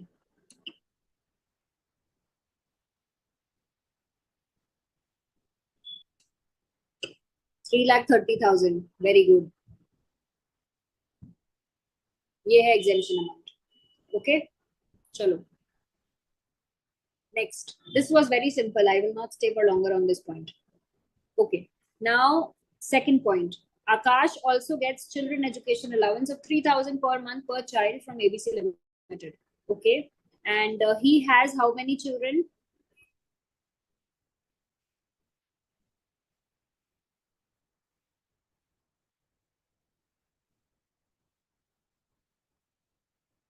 Assume करो उनके 3 बच्चे हैं. एक्चुअली ना इस सिनेरियो में, if I had given you the full case study, there were 3 children of this person. Okay, somebody has a doubt, you can please put it in the chat box. Okay, so there were 3 children. Assume there were 3 children और इनको मिलता है 3000 per month per child, मतलब इनको total मिलता है 1,08,000. 36,000 into 3. ठीक है. अब इनको कितना एग्जेम्पशन मिलेगा CAA का? Assuming this person is under the which regime? किस रेजिम में एग्जेम्पशन मिलेगा? हर रेजिम में मिलेगा कि सिर्फ एक ही रेजिम में मिलेगा? हेल्प देश में आता है ये. हेल्प देश में एजुकेशन आता है ना, मतलब ये सिर्फ एक रेजिम में मिलता है, दूसरे में नहीं मिलता है. ये सिर्फ ऑप्शनल रेजिम में मिलता है.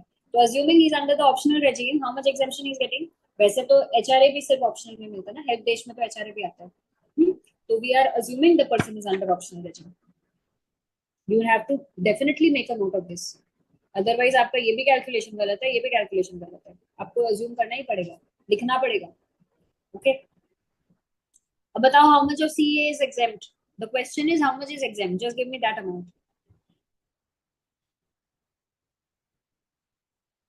2400, correct. 100 rupees per month up to 2 children. Okay, 2400 is exempt. ठीक है. All right.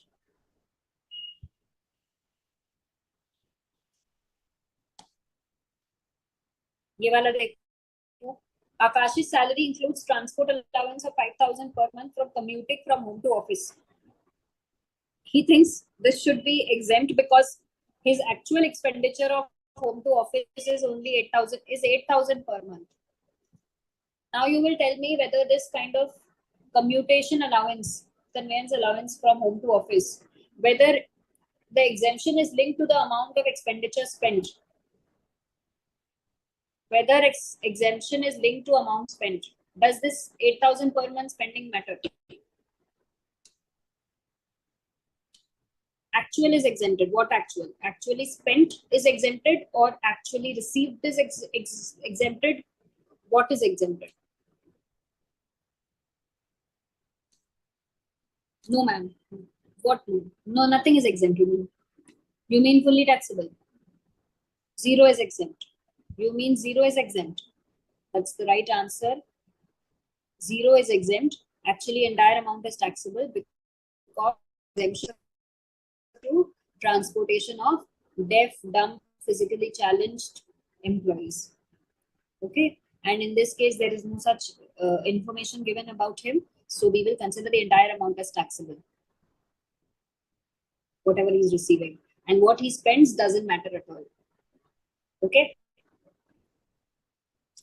Akash is entitled to entertainment allowance. Is he eligible for deduction in respect of entertainment allowance? You remember in the last slide, which company was he employed in? He was employed in ABC Limited.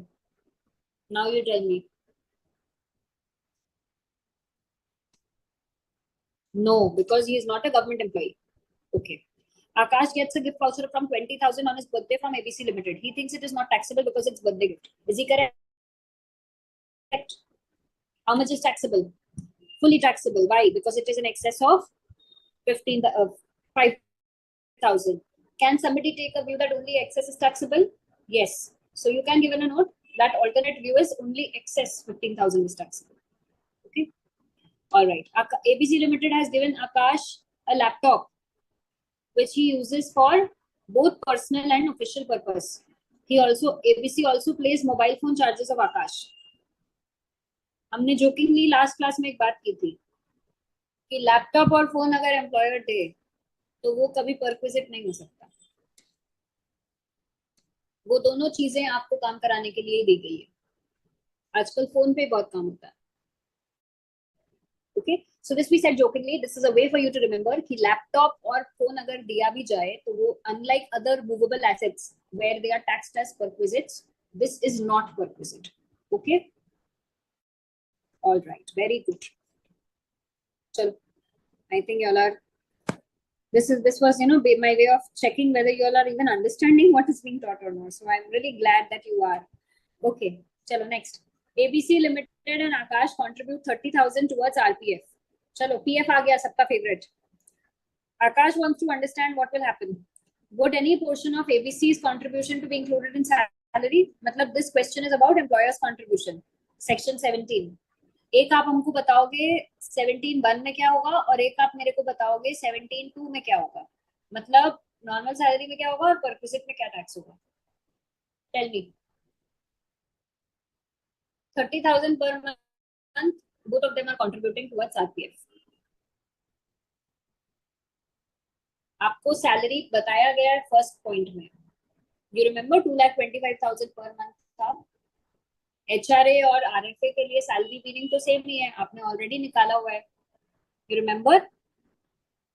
इसी को into 12 कर देंगे तो annual salary आ जाएगी. इसका 12% करेंगे तो exemption limit आ जाएगा. एक्चुअली कितना मिल रहा है? 3,60,000. 3,60,000 क्या 7.5 लाख से कम है?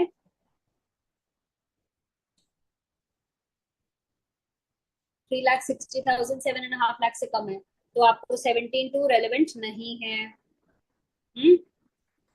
आपको खाली देखना है 12% ऑफ सैलरी से ज्यादा कितना है. ये अमाउंट कितना है? 12% of salary. Can somebody tell me how much is this?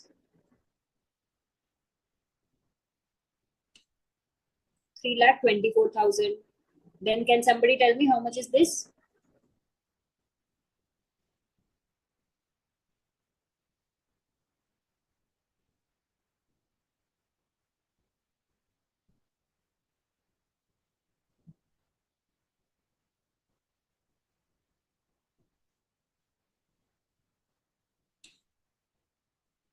अरे ये बताना है टैक्सेबल वैल्यू. 3,24,000 तो एग्जेम्प्ट वैल्यू बताया आपने. 36,000. Yes. Okay, everybody clear about this?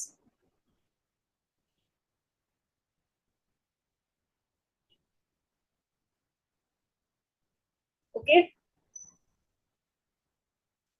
can he claim deduction in respect of his own contribution? तो employee's contribution to RPF का कोई taxability नहीं है because it's tax paid salary, but deduction is possible. This person is under optional regime because he is enjoying HRA exemption, CEA exemption. तो ये 80C भी मिल जाएगा. Employ contribution का 80C मिल जाएगा. कितना employee contribution? Both of them are contributing same amount, but 80C has a cap. 80C has a cap. तो up to that cap it is 1,50,000. Let me tell you. तो up to that cap deduction मिल जाएगा. Okay, वो जब आप chapter 6 से करेंगे आपको पता चल जाएगा. ऑलराइट, चलो ठीक है. You like this sum? Quick way of testing different concepts. Good. We will do one big sum now, like really good sum. This can come in your exam if you do, and you just have to treat it. Looks like a big sum, but if you treat every point as one small sum, then overall you will find it very easy and exciting, and you at the end of it you will feel that wow, I've done a long sum also and it was so easy to do. Okay, so let us take a small break because we are here. Let us take a small break of 5 minutes. People who come back early will read the question. Okay, and when we are back, we will directly solve. We will not give any further time to read. So please try to read it when you're back from the break. Okay, tech team. Okay, 5 minutes break. Thank you.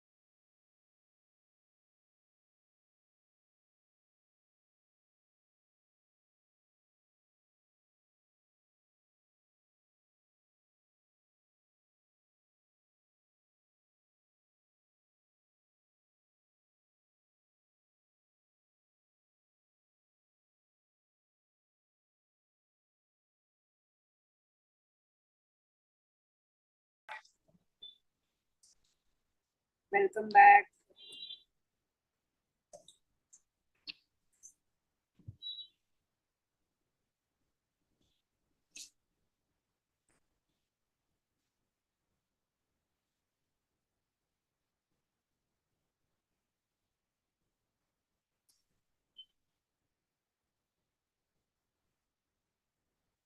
Welcome back. Please put your questions on in the chat box if you have any.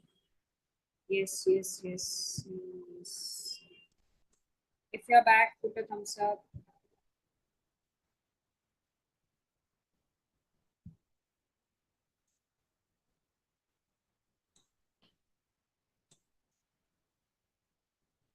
Some people have doubts and they're raising hands. I don't know if there is a possibility to unmute. You can put your question in the chat box or in the BOS portal, please.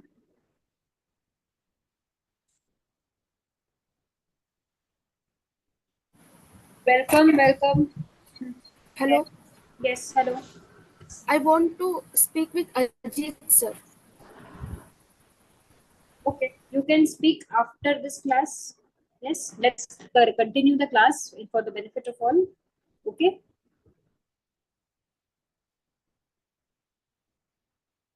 Okay. So let's continue. So have you read this question on Miss Alia? She's an assistant manager of Highway Limited. So that's a private sector employee, though a public limited company. She's getting a salary. She has received the following benefits of DA forming part, bonus, fixed medical allowance for medical expenditure, reimbursed medical bill of dependent mother, medical facility in hospital maintained by employer, laptop given for official and personal purpose, domestic servant given at monthly salary, which was reimbursed by employer. So actually, servant is not given, reimbursement of salary is given. Rent-free accommodation is owned by the company. Okay, owned by the company, it was given with furniture, which was provided on 1st August.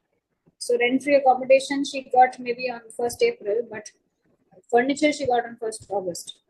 Housing loan was given, interest things are given. Dining table at her residence. This is a movable asset. This was given. Personal purchase through credit card was reimbursed by the company. Maruti Suzuki car purchased by company was given to the assessee. Equity shares were given. Professional tax also part of it was paid. Wow, what a robust sum. Wow. Okay, and she is paying tax under 115 AG. AC. She is paying tax under default regime. Okay. All right.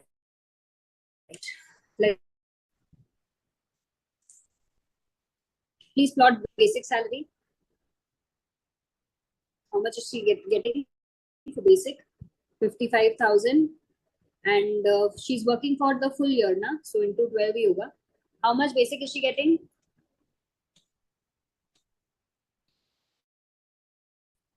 You will give heading, na? Computation of salary of Alia for previous year days under default regime. इतना ज्ञान आपको ये सब heading में लिखना है. मुझे shortcut allowed है, आपको नहीं है. 6,60,000. ओके. डीएनएस अलाउंस पहले आप लिखेंगे टोटल अमाउंट. अच्छा, उसमें लिखा है ना अज्यूम फॉर्मिंग पार्ट लिखा है, तब तो फिर ठीक ही अच्छा ही है. फॉर्मिंग पार्ट है. How much is it? 10% of basic. मतलब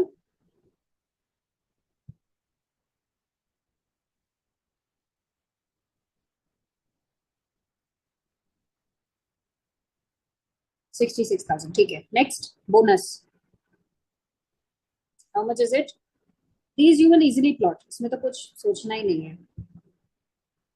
Then medical allowance. Medical allowance, what is the taxability? Medical allowance, what is the taxability? Exempt, taxable, fully taxable. अगर medical insurance premium employer is paying, then that is exempt. So it's a tax-free perquisite.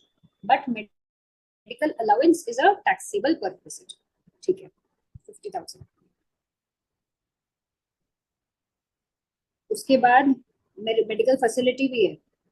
Medical facility in hospital maintained by employer. तो how should it be taxable? Medical facility in hospital maintained by employer. exempt. If the hospital is maintained by employer or if it's a government hospital या nursing home या clinic, everything, कुछ भी, या फिर it is for a treatment of specified disease, वो सब cases में exemption था, right? Okay. Big sum, हाँ, big sum. But देखो आपको कितना कुछ रिविजन हो जाएगा एक ही सम में.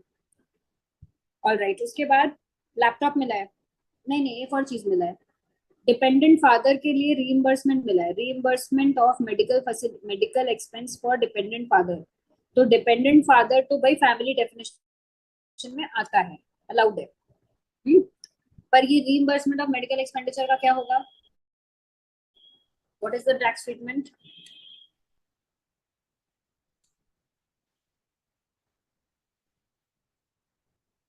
Why are you saying exempt? Why are you saying exempt? It's taxable. Yeah.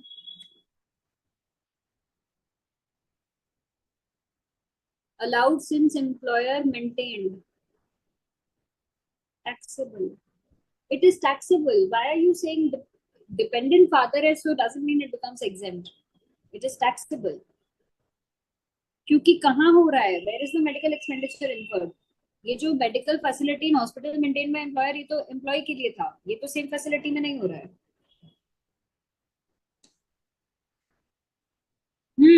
Exactly, it is taxable. So what is the value? 6,500.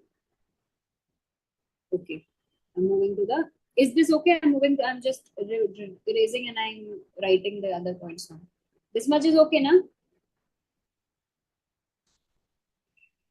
Okay. Ma'am, once again, fourth point. Fourth point मतलब medical allowance. Medical allowance is fully taxable had it been payment of medical insurance premium of the employee by the employer. Then that would have been, even if it was personal mediclaim, that would have been exempt. Life insurance में, if it is group life insurance, तब exempt होता है, because there is, it is a, it has an element of contingency कि पता नहीं मिलेगा भी कि नहीं. तभी तक मिलेगा if the person remains an employee and other conditions are met. But personal mediclaim के लिए बोला है कि personal mediclaim if the employer is paying on behalf of the employee, then that is not a taxable perquisite. But medical allowance is a taxable allowance. Yeah.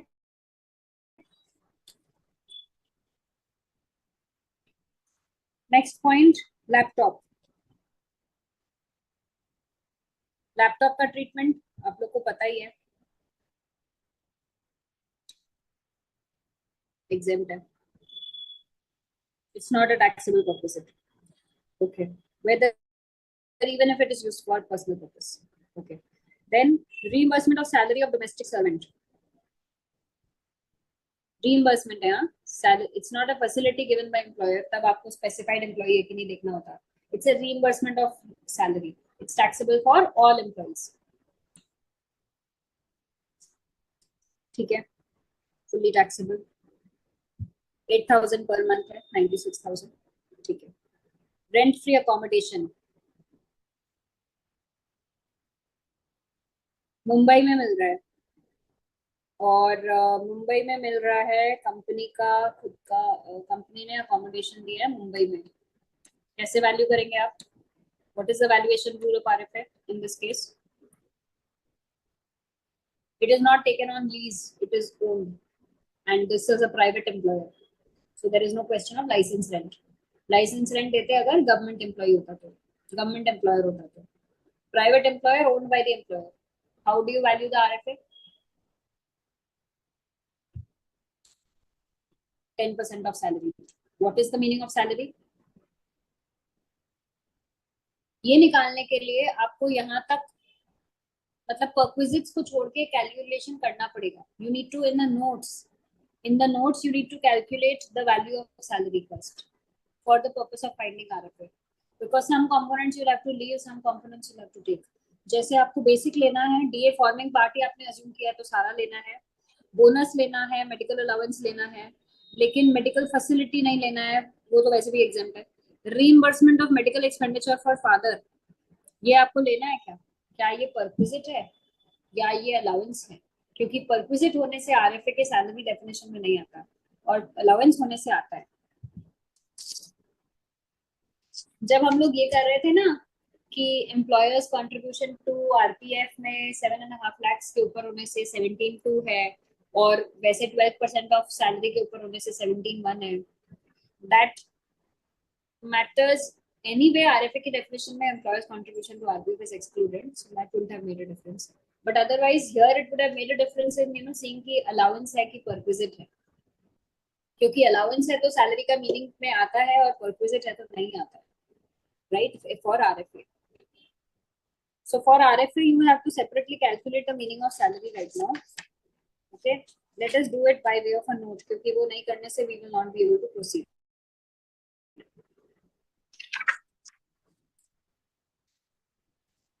तो अगर हमको salary की meaning लेनी है, अभी तक हमने जितने कंपोनेंट्स किए, if you consider basic, if you consider DA forming part, bonus, fixed medical allowance, reimbursement of medical expenditure on dependent father, because that is also an allowance, it's not a perquisite. Okay. And reimbursement of salary of domestic servant. If you consider all of them, then what would be the total salary so far?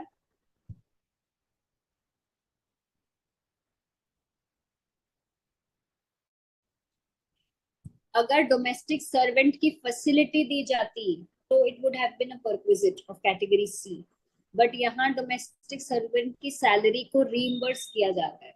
This you will consider in the meaning of salary for RFA. Okay, so 938,500, किसी का 878 क्यों आया I don't know. 938,500 का 10% आप निकालेंगे तो कितना आएगा? 93,850. जिसका 8 लाख समथिंग आया है, please recheck. Please recheck, please add all the components you've done so far. Okay, so your 10% of salary should be this much. Then you need to add the value of furniture also. Furniture भी आपको 1 अगस्त से दिया गया है. So August, September, October, November, December, January, February, March, 8 months you have used it. Okay, and उसका cost दिया गया है 2,40,000. मतलब it's not rented, it is owned by the employer. तो फिर कॉस्ट का 10% एसएलएम पे लगाएंगे 8 मंथ्स के लिए. How much is the value of furniture? Cost का 10% for 8 months. How much is the value of furniture?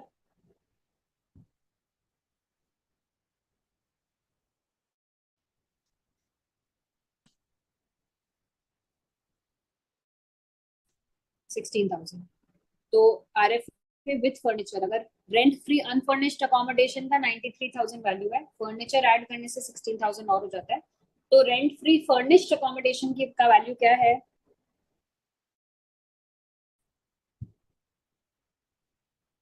ठीक है,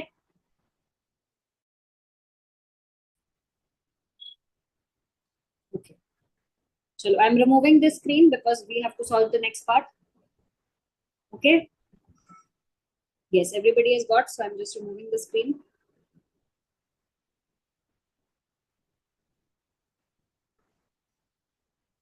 Okay, now interest on loan. Next point है interest on loan. Interest on loan में हमें निकालना है कि कितना एसबीआई का रेट था और कितना इनको चार्ज हो रहा है, और average monthly maximum outstanding balance क्या है. करेक्ट, ये सब चीजें चाहिए. So let us first calculate the difference of rates. तो एक्चुअली एसबीआई का रेट 9.5% है ऑन 1 अप्रैल, और आपको चार्ज हो रहा है 6%. So the rate difference is this much, and you have to calculate it on outstanding monthly balance, right? Maximum outstanding monthly balance. Now in the question you have been given that 7 lakhs ka loan was taken on 1st of April only.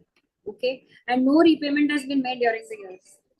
No repayment has been made during the year.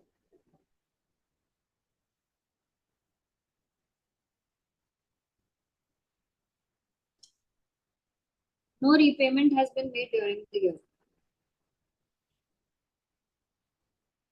तो फिर total balance जो outstanding है, अगर कुछ repayment किया ही नहीं, तो हर month में मैक्सिमम आउटस्टैंडिंग एवरेज बैलेंस तो 7 लाख ही आएगा ना, प्रिंसिपल अमाउंट, क्योंकि इंटरेस्ट तो आपको साल के एंड पे अप्रूव होगा. तो वो एवरेज भी 7 लाख ही आएगा इन दिस केस. तो what is the value of interest on loan?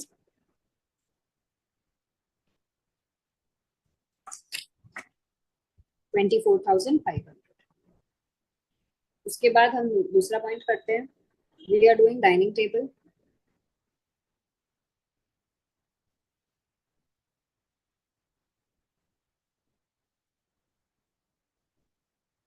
Use of dining table for 1 month. तो इसमें क्या है, वैल्यू क्या है, 60,000 इंटू 10% इंटू 1/12, क्योंकि 10% आपको ओरिजिनल कॉस्ट पे करना है। एक ही महीना आपने यूज किया ना डाइनिंग टेबल को, उसके बाद तो आपको सेल ही हो गया। So you have used it for 1 month before it was transferred to you. So for 1 month, you will calculate the value of use, and then after that, you will calculate the perquisite value of sale. So for 1 month, this value will be how much? It will be 500.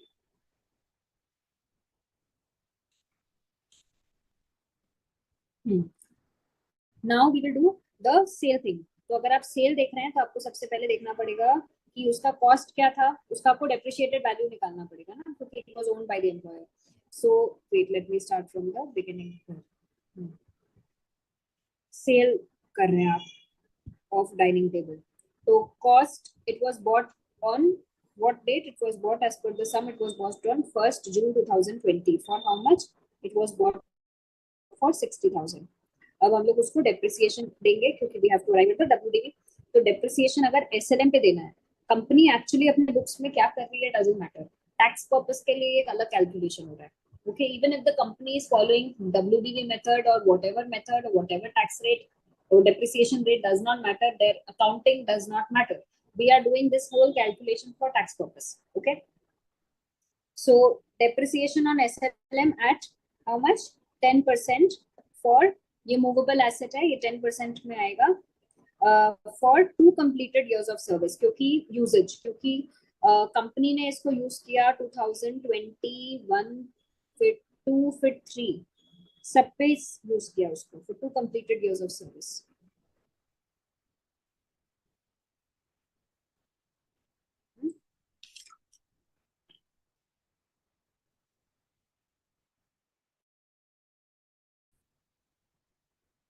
How many completed years of service it has been used for?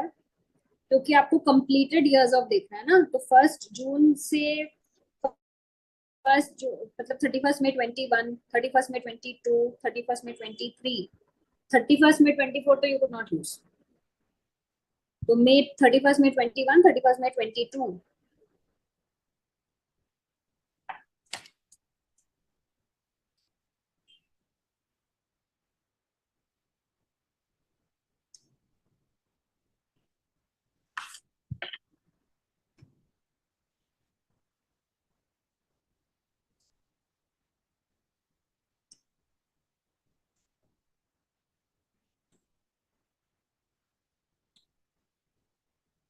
हाँ, ये 3 years होना चाहिए, 3 years usage हो गया यहाँ पे, not 2 years।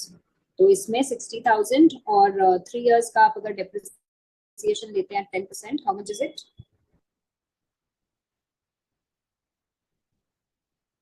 42,000। ठीक है, और उसके बाद amount recovered from the SSC कितना है, how much has she paid back, because that has to be reduced from taxable purpose ना। फॉर मतलब WDV before she has bought it is 42,000. Now out of that she has paid you 30,000, so the taxable perquisite is 12,000। okay, 12,000। okay, ठीक है। उसके बाद credit card, credit card personal expense reimbursed by employer, how much is it, it is fully taxable na, personal expense reimbursed by employer of credit card। then sale of motor car, motor car cost क्या है, ये भी owned by the employer है, cost है 2,50,000।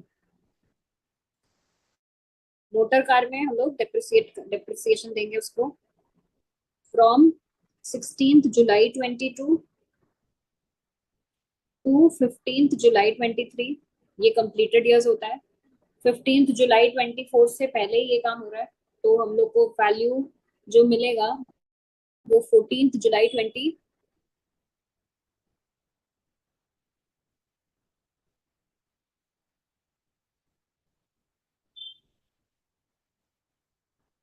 हम लोग को किस दिन सेल हो रहा है 14 जुलाई 24 मतलब 14 जुलाई 24 को कितने इयर्स कंप्लीट हुए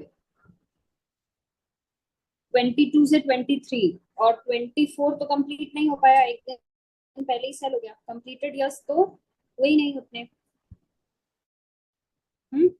क्या डेप्रिसिएशन रेट है 20% तो ये तो सिर्फ एक साल ही कंप्लीटेड ईयर है यहाँ पे only 1 year of completion because 15 जुलाई 24 में 2 इयर्स कंप्लीट होते हैं लेकिन सेल आपने कब कर दिया 14 जुलाई 24 को तो एक ही साल कंप्लीट हुआ आप बोलेंगे एक ही दिन का तो बात है ना लेकिन क्या we don't care about that law says 2 completed years मतलब law says number of completed years यहाँ पे only 1 year plus 11 months some days वैसा सिचुएशन है you will consider it as only 1 year okay so you will provide depreciation at 20% only for one completed year which is up to July 23 therefore the depreciation is 50,000 and the value as on 14th July 24 which is the sale date is 2 lakhs okay or less amount paid by the assessee is 1,60,000 so how much is the perquisite value 40,000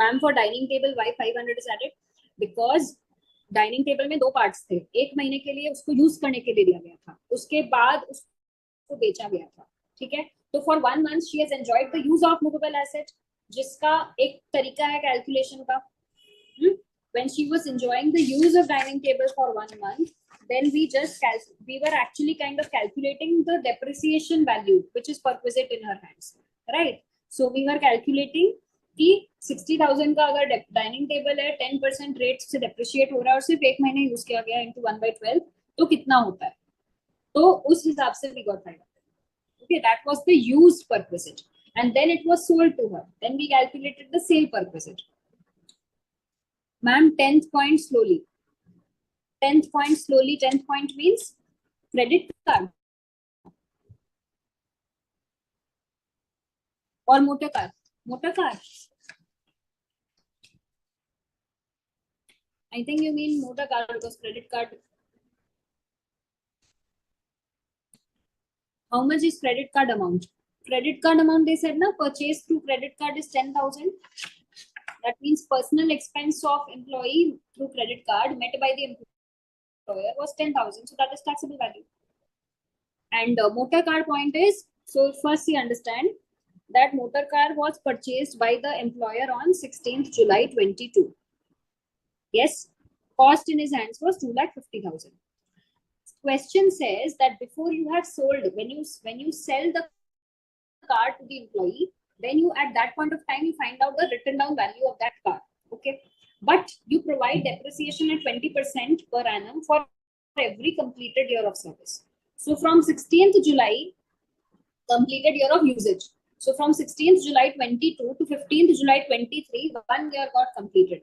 Then from 15th July 16th July 23 to 15th July 24, another year would have got completed. Before 15th July 24 could come, the company sold the car on 14th July 24. So it could depreciate only for 1 year because law says every completed year of usage. Every completed year of usage. Here only 1 year could be completed. The other year could not be completed because it fell short by 1 day. Anyway, even if it fell short by only 1 day, we cannot calculate depreciation on that. So we will calculate depreciation only for one completed year of usage to find out the WDV, which is 2 lakhs as on the date of sale. Now, when you have the WDV as on the date of sale, then you would reduce the amount recovered from the employee. Amount employee has paid to the employer 1,60,000 in lieu of purchase of car. So 40,000 remaining is taxable perquisite. Okay, is sale of motor car correct? Okay, is sale of motor car okay? So basically, dining table में या regular movable assets में depreciation is 10% के हिसाब से, and motor car depreciation is 20%. Ma'am, he used the car for a few months, so why not calculate use in it? Who used the car?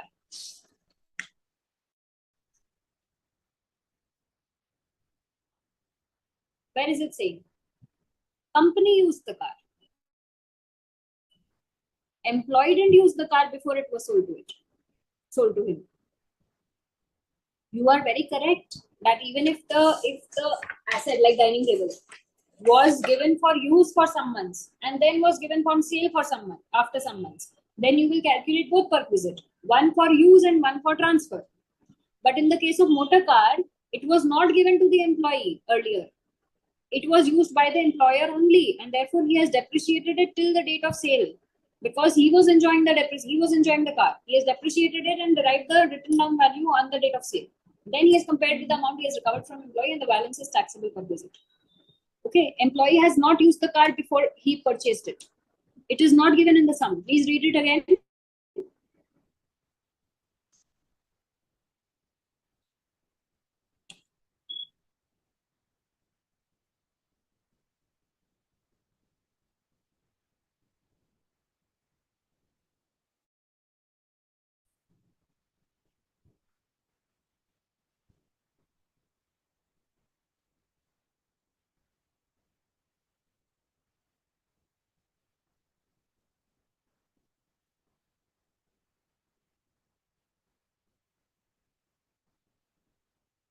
For अच्छा, you may be getting confused कि ma'am dining table में भी तो नहीं लिखा, तो ऐसा क्यों हुआ? See, dining table actually came as part of furniture in her RFA. ठीक है, RFA 1 अप्रैल को दिया गया था.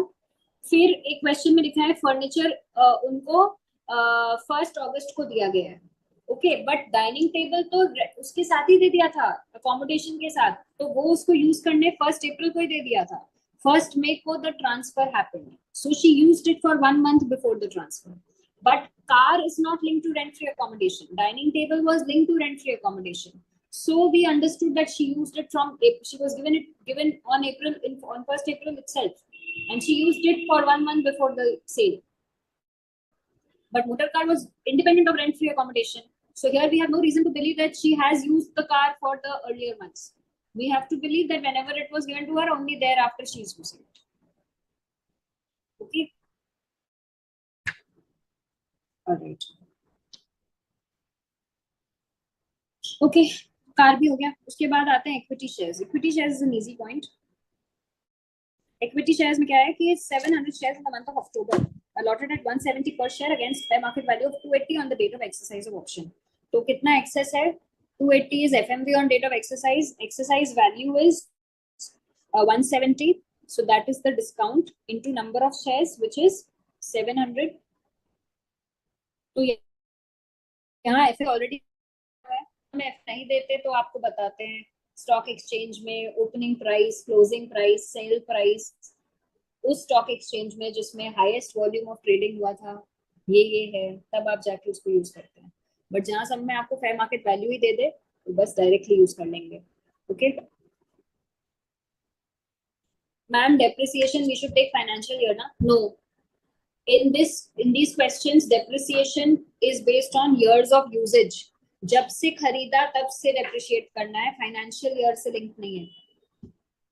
सो 16 जुलाई को खरीदा तो 15 जुलाई अगले साल तक आप उसको डेप्रिशिएट कर रहे हैं. ठीक है, बताओ इक्विटी शेयर का वैल्यू क्या है? Value, taxable value equity shares.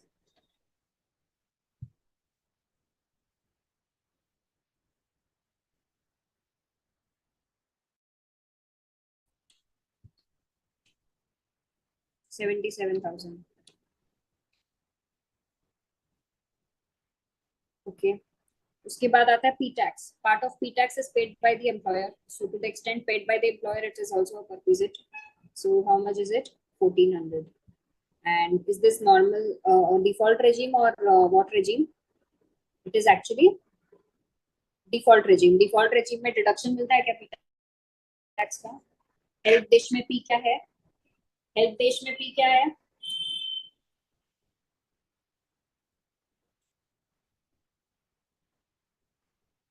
What is P in help dash? What is help dash? It's a reconciliation between optional and default regime. What is P there?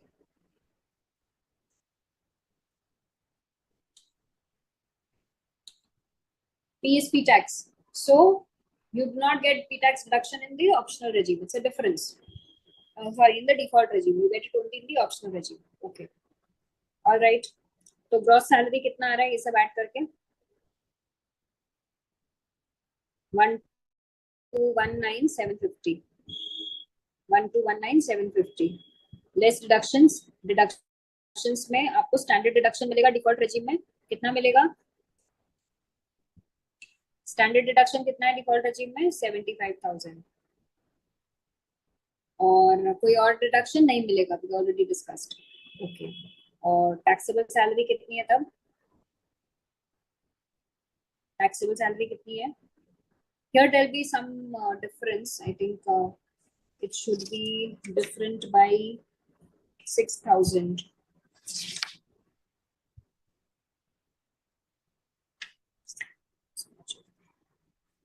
ये शायद आपका 1,213,750 आया होगा हाँ 1,213,750 करेक्ट तो ये जब आप 75,000 लेस कर रहे हैं तो कितना आ रहा है आपको Anubhav, the amount is not correct. The total is 1,213,750. Now you reduce 75,000. Now you tell me what should be the amount.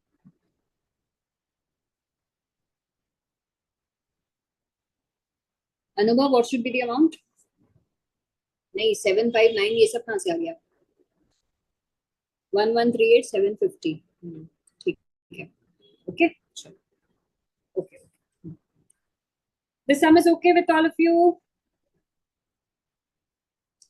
so if you see it like this it's a big sum but if you see each item it's a small adjustment so you see every adjustment as a small sum then you will not find it a big sum and it also helps you to get part marks suppose one adjustment got wrong but you can get part marks for the other adjustments right so this is a very good sum to attempt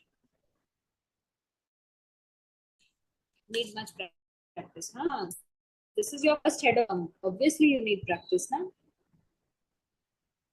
okay let's go to solution number question number 2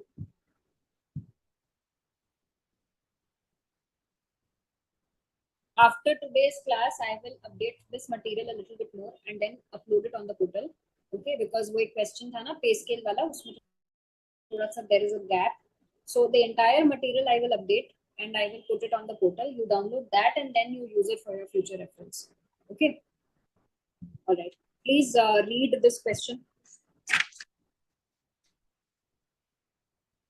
Ranveer salaried employee Rockstar Private Limited gives you this information basic है from 1st December basic increased मतलब आपको basic दो parts में calculate करना है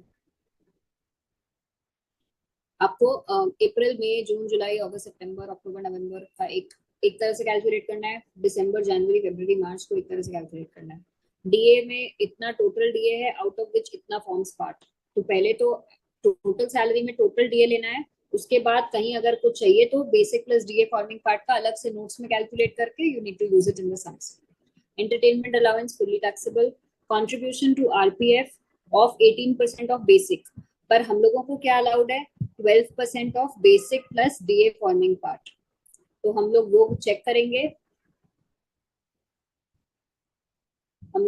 करेंगे और उस हिसाब से हम लोग कैलकुलेट करेंगे कि टैक्सेबल वैल्यू कितना होना चाहिए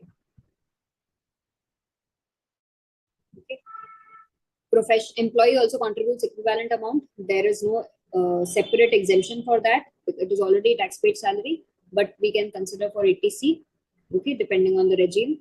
And professional tax में से इतना paid by employer, so this is going to be taxable perquisite. HRA इतना मिला है and he is paying rent. Accommodation is Meerut. Meerut मतलब metro cities में नहीं आता है. So the rate when you calculate HRA exemption, assuming this person is in default नहीं optional regime तभी एचआरए एग्जेम्पशन रेलेवेंट है तो आप 40% सैलरी लेंगे okay conveyance allowances towards Ishaan it's coming to 1,219 for me ठीक है Ishaan I will upload the solution ना on the portal, आप तब देखना, you will be able to match it. ठीक है? Only for completed years we should take solution. Yes. Scale problem, scales calculation. I will update that solution and question, and you will understand. Okay. ठीक है. All right. Conveyance allowance of 1,500 per month by the company is towards actual reimbursement of conveyance spent till 31st October 2024. ठीक है. Actual कितना spend किया है that doesn't matter. Actually कितना receive किया है वही matter करता है. तो 1,500 per month वो भी till 31st October, मतलब अप्रैल, मई, जून, जुलाई, अगस्त, सितंबर, अक्टूबर, 9 मंथ्स के लिए मेरे को लेना है. और ये डेफ डम ये सब तो आपको लिखना है कि we are assuming that employee is not a special category of deaf और डम और orthopedically challenged employee, and therefore we are considering this to be taxable. Okay. And he is getting telephone allowance, ये taxable है. Telephone मिलता तो वो tax free perquisite था. Telephone bill pay कर देते एम्प्लॉयर तो भी वो टैक्स फ्री परक्विजिट था, पर टेलीफोन अलाउंस एक टैक्सेबल अलाउंस है. ओके. एक लोन मिला है for medical treatment of his brother और फॉर ट्यूबरकुलोसिस ट्रीटमेंट. ट्यूबरकुलोसिस वो जो स्पेसिफाइड डिजीजेस का लिस्ट है ना उसमें आता है, तो स्पेसिफाइड डिजीज है ट्यूबरकुलोसिस ट्रीटमेंट. तो इसके लिए अगर मेडिकल ट्रीटमेंट हो रहा है ऑफ हिज ब्रदर सिबलिंग्स और पेरेंट्स तब कवर्ड है अगर वो डिपेंडेंट हो. सिबलिंग्स और पेरेंट्स तब कवर्ड है अगर वो डिपेंडेंट हो, तो आप ऐसा अज्यूम करेंगे, उस हिसाब से काम करेंगे. और इंटरेस्ट का रेट ये है, उसका क्या करना है वो आपको देखना है. तो मेडिकल फैसिलिटी के लिए अगर लोन दिया जा रहा है तो उसका क्या करना है ये आपको देखना है. Okay. What do you think, what should we do if the loan is for medical facility, then what should we do?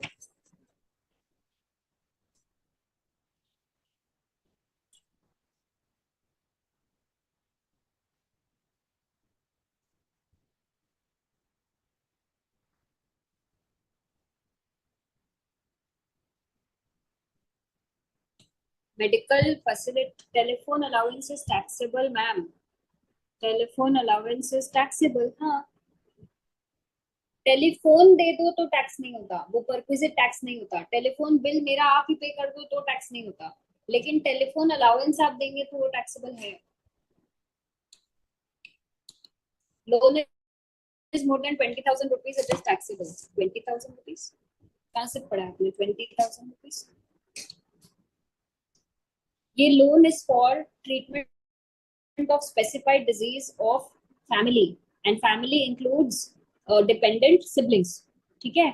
इसलिए इस लोन पे अगर इंटरेस्ट का कंसेशन भी है तो it is not a taxable perquisite. Okay. Is it okay?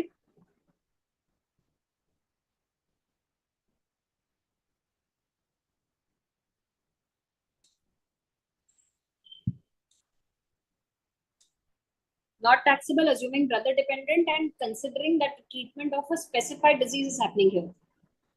Tuberculosis is a specified disease in that list. I have not shared the list of all diseases with you, but ऐसा कोई serious disease आपको अगर question में दिखे आप assume कर लेना कि specified disease है. ठीक है. All right. और उसके बाद next point क्या है? चलो यहाँ तक तो हमने किया. Next point. Free education was provided to sister in school maintained and owned by the company. Cost of facility is 900 per month. तो if the school is maintained by the company, तो हम लोग देखते हैं कि cost of similar education in a similar institution in nearby locality क्या होता. उन्होंने calculate करके दे दिया कि 900 per month होता. ठीक है. No amount is recovered from the employee. तो अगर sister sibling के लिए free education हो तो क्या होगा? सिस्टर के लिए फ्री एजुकेशन हो तो क्या होगा?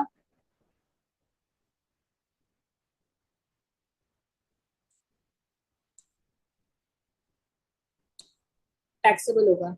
अगर चाइल्ड के लिए फ्री एजुकेशन होता, सेम क्वेश्चन, तो क्या होता? एग्जेम्प्ट होता. क्यों एग्जेम्प्ट होता? सिस्टर के लिए टैक्सेबल है, चाइल्ड के लिए एग्जेम्प्ट है. क्यों एग्जेम्प्ट है? थायराइड क्या स्पेसिफाइड डिजीज है? नहीं. हाँ. Up to 1,000 rupees exemption is for children, right? तो यहाँ पे 900 per month है. So if this was a case of child education, then you would have taken it as exempt perquisite because up to 1,000 per month per child is exempt up to 2 children. Okay, लेकिन this is a case of sister education and sister is dependent sister. आप मान लो पढ़ रही है तो dependent ही है, तो dependent sister is family, तो वो ठीक है, लेकिन आपको उसका टैक्स देना होगा. there is no relief. Okay, ठीक है ना? Okay, next. Leave travel concession was given to Ranveer, his wife, and 3 children. One daughter, Raha, aged 6, and twin sons, Abbas and Mastan, aged 4. Cost of air tickets, economy class, reimbursed by the employer for adults, and lump sum of this much for 3 children. Okay. Ranveer is availing eligible for exemption this year to the extent permissible under the Act. इस line का क्या मतलब है? Ranveer is eligible for availing exemption. इस line का ये मतलब है क्योंकि you remember leave travel concession तो मिलता है in a block of 4 years. You get it twice. You get twice in a block of 4 years. So you don't know इसने पहले से avail कर लिया है या नहीं किया है, इसलिए इनको आपको सब में लिखा है कि he is eligible. अगर नहीं लिखा होता तो आप assume करते कि assume he has assume he is eligible for claiming exemption under this because his limit of LTC leave travel concession in a block of 4 years is unexhausted. Okay, so you have to assume that and then calculate. All right, ठीक है. और इसमें क्या होता, इसमें तो leave travel concession किसके लिए मिल रहा है? Ranbir, wife and 3 children. लेकिन 3 चिल्ड्रन में आप देखो कि the first child is a single child and the second set of children are actually twins. तो ऐसे में multiple births after the first child would be acceptable and all the 3 children will be eligible for exemption. Are you agreeable on this? All 3 exempt. Yes, all 3 exempt. तो in case of leave travel concession, अगर there are multiple births after the first child, तो वो भी आप गिन लेंगे. और अगर फर्स्ट चाइल्ड ही ट्विंस होते तो फिर नेक्स्ट बर्थ आप नेक्स्ट डिलीवरी नहीं काउंट करते. ठीक है. इस केस में the elder one is a single child and the younger ones are twins. So you will consider all 3 of them. तो सब मतलब employee, spouse और बच्चे they are all eligible for exemption. तो और ये otherwise eligible है, इसका block unused है, तो फिर ये पूरा ही exempt हो जाएगा ना, ये तो फिर taxable नहीं होगा. Okay. यहाँ पे you are assuming कि ये जो air tickets है वो भी economy class ही है. You have to assume कि ये भाई shortest route से ही जा रहा है till the point of destination. That you can put in the assumption. कि we are assuming he is going by the shortest route to the destination and he is using economy class air. ये तो question में दिया ही है. Okay. हाँ, of a government airline वो भी था ना, नेशनल एयरलाइन, वो भी लिखना था, तो वो आप assumption नोट में दे देना वो जो कंडीशंस है. ओके. उसके बाद motor car owned by the employer. Car owned by the employer, cubic capacity more than 1.6 liter, provided to the employee from 1st November 24, meant for both official personal use. And then there is a repair and maintenance expense which is provided fully met by employer. So owned car and expense both given by employer. It was self driven by employee, मतलब कोई driver नहीं दिया गया है. ठीक है. Okay. तो car भी और रिपेयर मेंटेनेंस एक्सपेंस भी सारा एम्प्लॉयर दे रहे हैं और कार की क्यूबिक कैपेसिटी 1.6 लीटर से ज्यादा है. तो what should be the deemed value of perquisite in this case? दोनों ही अगर एम्प्लॉयर दे रहे हैं तो 2400 पर मंथ, राइट? नहीं, दोनों ही अगर एम्प्लॉयर दे रहे हैं तो कितना है?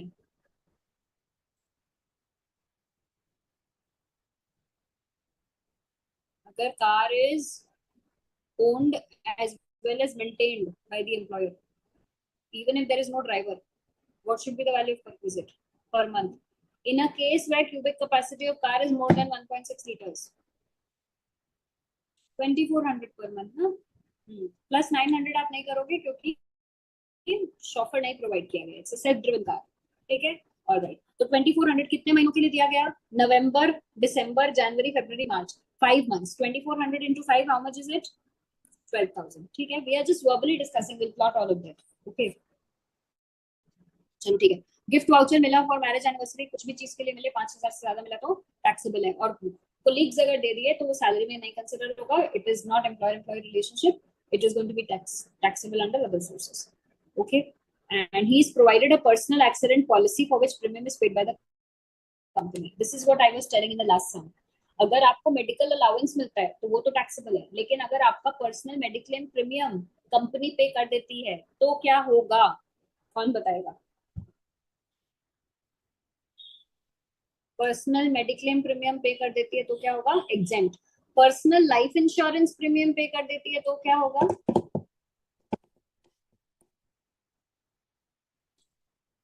टैक्सेबल, क्योंकि उसके लिए कोई एग्जेम्पशन नहीं है। ग्रुप लाइफ इंश्योरेंस प्रीमियम पे कर देती है company, company has taken a group life insurance for all it's employees. Corporate corporate premium, corporate insurance जो आप लोग जानते हैं, वो होता तो क्या होता? Exempt, because it is not tangible, it is not specifically identifiable to one employee and it is based on a lot of contingencies, तो उसको टैक्सेबल नहीं मानते। ओके, ठीक है भाई, चलो। Would you good, are you मतलब okay with this? So then we can revise the accretion to a provident fund. मतलब if you have more or less understood the various points of this question, if you solve, I'm sure you'll be able to solve, क्योंकि we have verbally discussed all the points, है ना? We have verbally discussed all the points and written में solution इसमें appended है।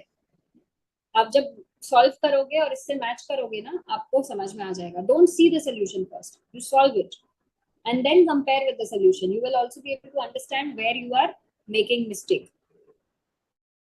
ठीक है, ये वाला भी जो सम है वो बहुत सिंपल है। इसमें ये तो आपने कर ही लिया है होमवर्क में ना, ये वाला तो आपने होमवर्क में भी किया है। हाँ, इसी में तो था ये सब, तो ये तो आपने कर ही लिया है, तो ठीक है।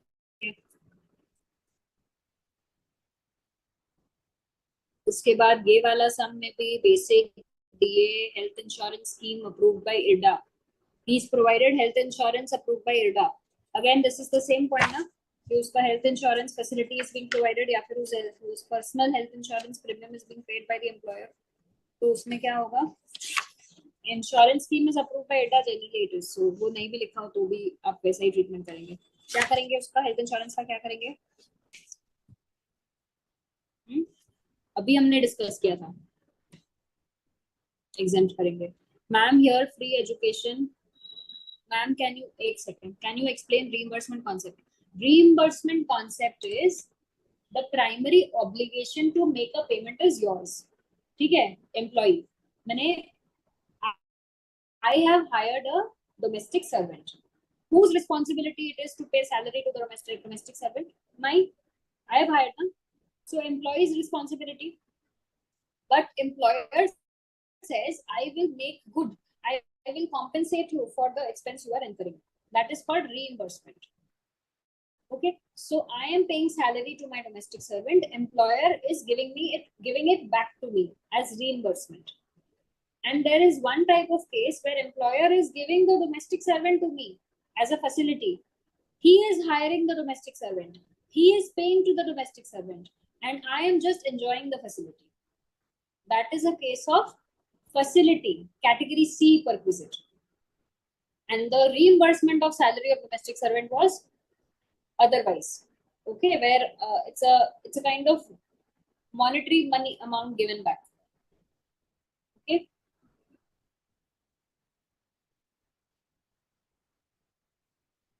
ठीक है, तो अगर reimbursement of domestic servant salary है तो वो आरएफए में सैलरी की मीनिंग में आता है। बट अगर सैलरी, अगर domestic servant is provided, facility of domestic servant is provided, then it is a non-monetary perquisite under 17(2), taxable for specified employees, and that is not part of salary meaning for RFA purpose. Okay.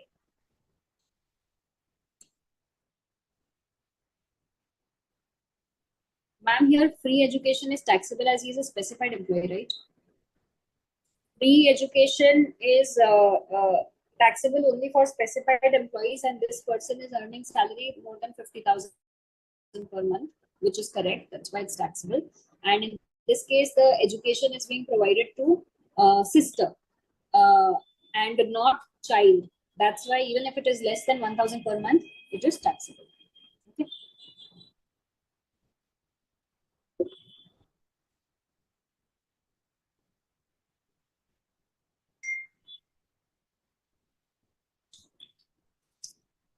ठीक है,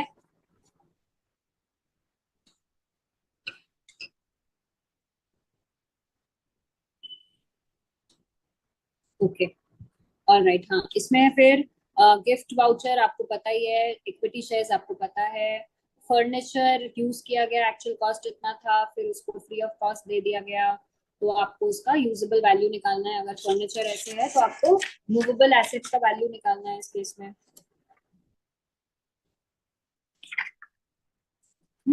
movable asset का value of furniture का कैसे निकालेंगे? 10% of actual cost को आप use value निकालेंगे of the furniture, and it is provided free of cost, so you will not reduce anything at all. And entertainment allowance is taxable. Then you have a housing loan at 4.5%, but SBI का rate is 8%, तो 3.5% तो taxable होना चाहिए, right? Taxable होना चाहिए housing loan, but that should be on maximum outstanding balance on the last day of each month. अब इस case में ये बोलते हैं कि this person pays every quarter towards principal amount starting from June, तो आपको अप्रैल टू जून का लोन शेड्यूल प्लॉट करना पड़ेगा कि principal outstanding amount at the end of the month क्या है। वो सारा मंथली आप प्लॉट करेंगे, जहां जहां रीइंबर्स रीपेमेंट हो जाता है ना, मतलब जैसे जून से स्टार्ट करने से वो एवरी क्वार्टर 1 लाख रीपे कर रहे हैं, राइट? 50,000 रीपे कर रहे हैं, तो principal amount will go down by 50,000 in the month of June. April और मई रहेगा ये अमाउंट 15 लाख। उसके बाद जैसे ही जून आएगा उन्होंने 50,000 दे दिया, फिर वो 14.5 लाख रहेगा till the next quarter which is September. उस समय फिर से 50,000 कम होके लास्ट डे ऑफ सितंबर 30 सितंबर को हो जाएगा 14 lakh. Are you understanding? You have to make the loan schedule because you need to make the maximum outstanding balance at the end of each month, और उसके हिसाब से आप उसके ऊपर 3.5% का वैल्यू कैलकुलेट करते रहेंगे, सब मंथ्स को कैलकुलेट कर लेंगे, उसके बाद टोटल कर लेंगे, that will become the perquisite value. Laptop आपको पता है एक एग्जेम्प्ट परक्विजिट है, लैपटॉप कभी भी पर्सनल फैसिलिटी नहीं होती, लैपटॉप अगर एम्प्लॉयर देता है तो काम ही करवाता है, ओके? उस तरह से आप ग्रॉस सैलरी निकालेंगे, जिस भी रजीम में पर्सन है उस हिसाब से आप स्टैंडर्ड डिडक्शन देंगे। अगर गवर्नमेंट एम्प्लॉय नहीं है तो आप एंटरटेनमेंट अलाउंस का कोई डिडक्शन नहीं देंगे और नेट सैलरी निकाल लेंगे, okay? Okay, so you been able to understand this also. ऐसे देखो लोन शेड्यूल ऐसा दिखेगा, अप्रैल टू मई में 15 लाख, उसके बाद जून में 50,000 रिपे हो गया, फिर नेक्स्ट रीपेमेंट सितंबर के एंड पे होगा, फिर नेक्स्ट रीपेमेंट दिसंबर के एंड पे होगा, फिर नेक्स्ट रीपेमेंट मार्च के एंड पे होगा, तब तक वही वैल्यू कंटिन्यू होता रहेगा, ठीक है? जैसे भी आपको सम में रीपेमेंट शेड्यूल बताया जाए उसी तरह से आप प्रिंसिपल को कम करते करते मैक्सिमम मंथली बैलेंस निकालेंगे। रेट तो आपका 3.5% है, 8 माइनस 4.5%, उस 3.5% को मंथली के हिसाब से मतलब इंटू 1/12 करके इस वैल्यू पे आप निकालते रहेंगे, and then you will add them up and find the total value of the perquisite, okay? It's a very simple mathematical, yes, monthly. Why did the law bring like this? क्योंकि नहीं तो smart employees क्या करते, 30th मार्च को 15 लाख का loan repay कर देते और 2 अप्रैल को फिर से लोन दे लेते, तो उससे क्या होता, 31 मार्च को बैलेंस जीरो आता, परक्विजिट वैल्यू जीरो आता। तो लॉ मेकर ने बोला वाह भाई बहुत बढ़िया है, ये तो बहुत अच्छा करते हो आप, इसीलिए we will calculate the maximum outstanding balance on the last day of each month, ताकि you can not unduly, in this case आपको क्या करना होगा, if you have to be extra smart, तो आपको 29 अप्रैल को लोन रीपे करेंगे, 2 मई को फिर से लेंगे, फिर 29 मई को लोन रीपे करेंगे, फिर 2 जून को फिर से लेंगे, है ना?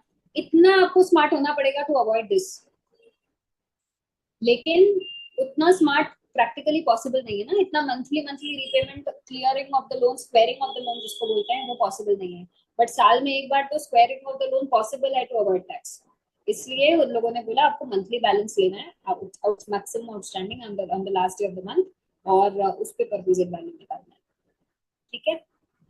ये जब आप कर रहे हैं आपको बैलेंस ही लेना है, बट जनरली इंटरेस्ट तो कैलकुलेट होता है एक साल के एंड में, तो आप प्रिंसिपल का ही रीपेमेंट शेड्यूल बनाएंगे बेसिकली, या मैक्सिमम आउटस्टैंडिंग बैलेंस बनाएंगे।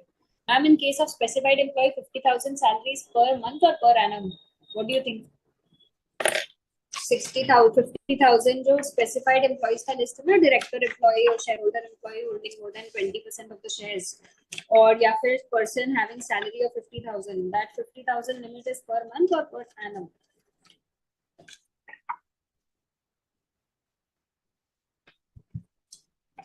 Who remembers from the class?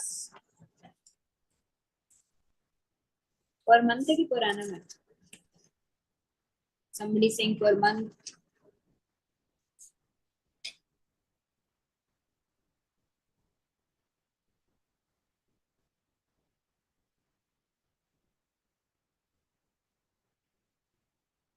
Somebody saying per month, somebody saying what?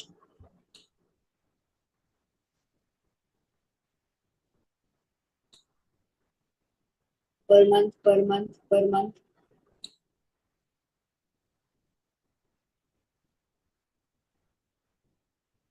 Ma'am, can you explain practically loan value? Can you please repeat your question? Can you explain practically loan value मतलब? ये जो अभी loan repayment schedule that you're asking? Practically, people will square off the loan at the end of the year if law would have calculated the interest only on the balance at the end of the year. That's why lawmakers have said that we will calculate perquisite on the maximum outstanding balance on the last day of each month, so that you cannot do tax avoidance adjustments by repaying the loan. Now understood. Okay, now understood. Fine. चलो ठीक है.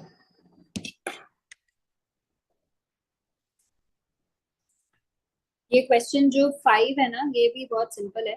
आप ये attempt करोगे, you will be able to do. Then just match it with the solution. You will be able to clarify. It will be completely clear. ठीक है. तो ये slabs हैं, ये तो आपको वैसे भी याद रखना है, and I think you already know also. It is just for your reference in case you forget. Now we are done with the concepts, and we have also solved some big sums, right? So now with some little time left, we are going to revise the annual accretion to provident fund that I promised, because a lot of people could not understand completely in the last class. If I had started with that same concept in this class, तो आप लोग फिर बोलते हैं ma'am दिमाग में earthquake आ गया है. इसलिए I said I will do it at the end. Earthquake से पहले we have done some good sums. You like the sums and you like the scenario based assessment also, na? The fastest fingers first. So you have got some practical insight into how your concepts will be applied, right? तो अब हम सीधा उसमें जाएंगे annual accretion पे. किसी को RPF भी समझना था, बट आरपीएफ आई थिंक हमने इतने सारे सम्स किए ना, it should be clear to you. Employee's contribution, absolute limit and percentage limit, 17(1), 17(2), it should all be clear by now. So we go back to annual accretion.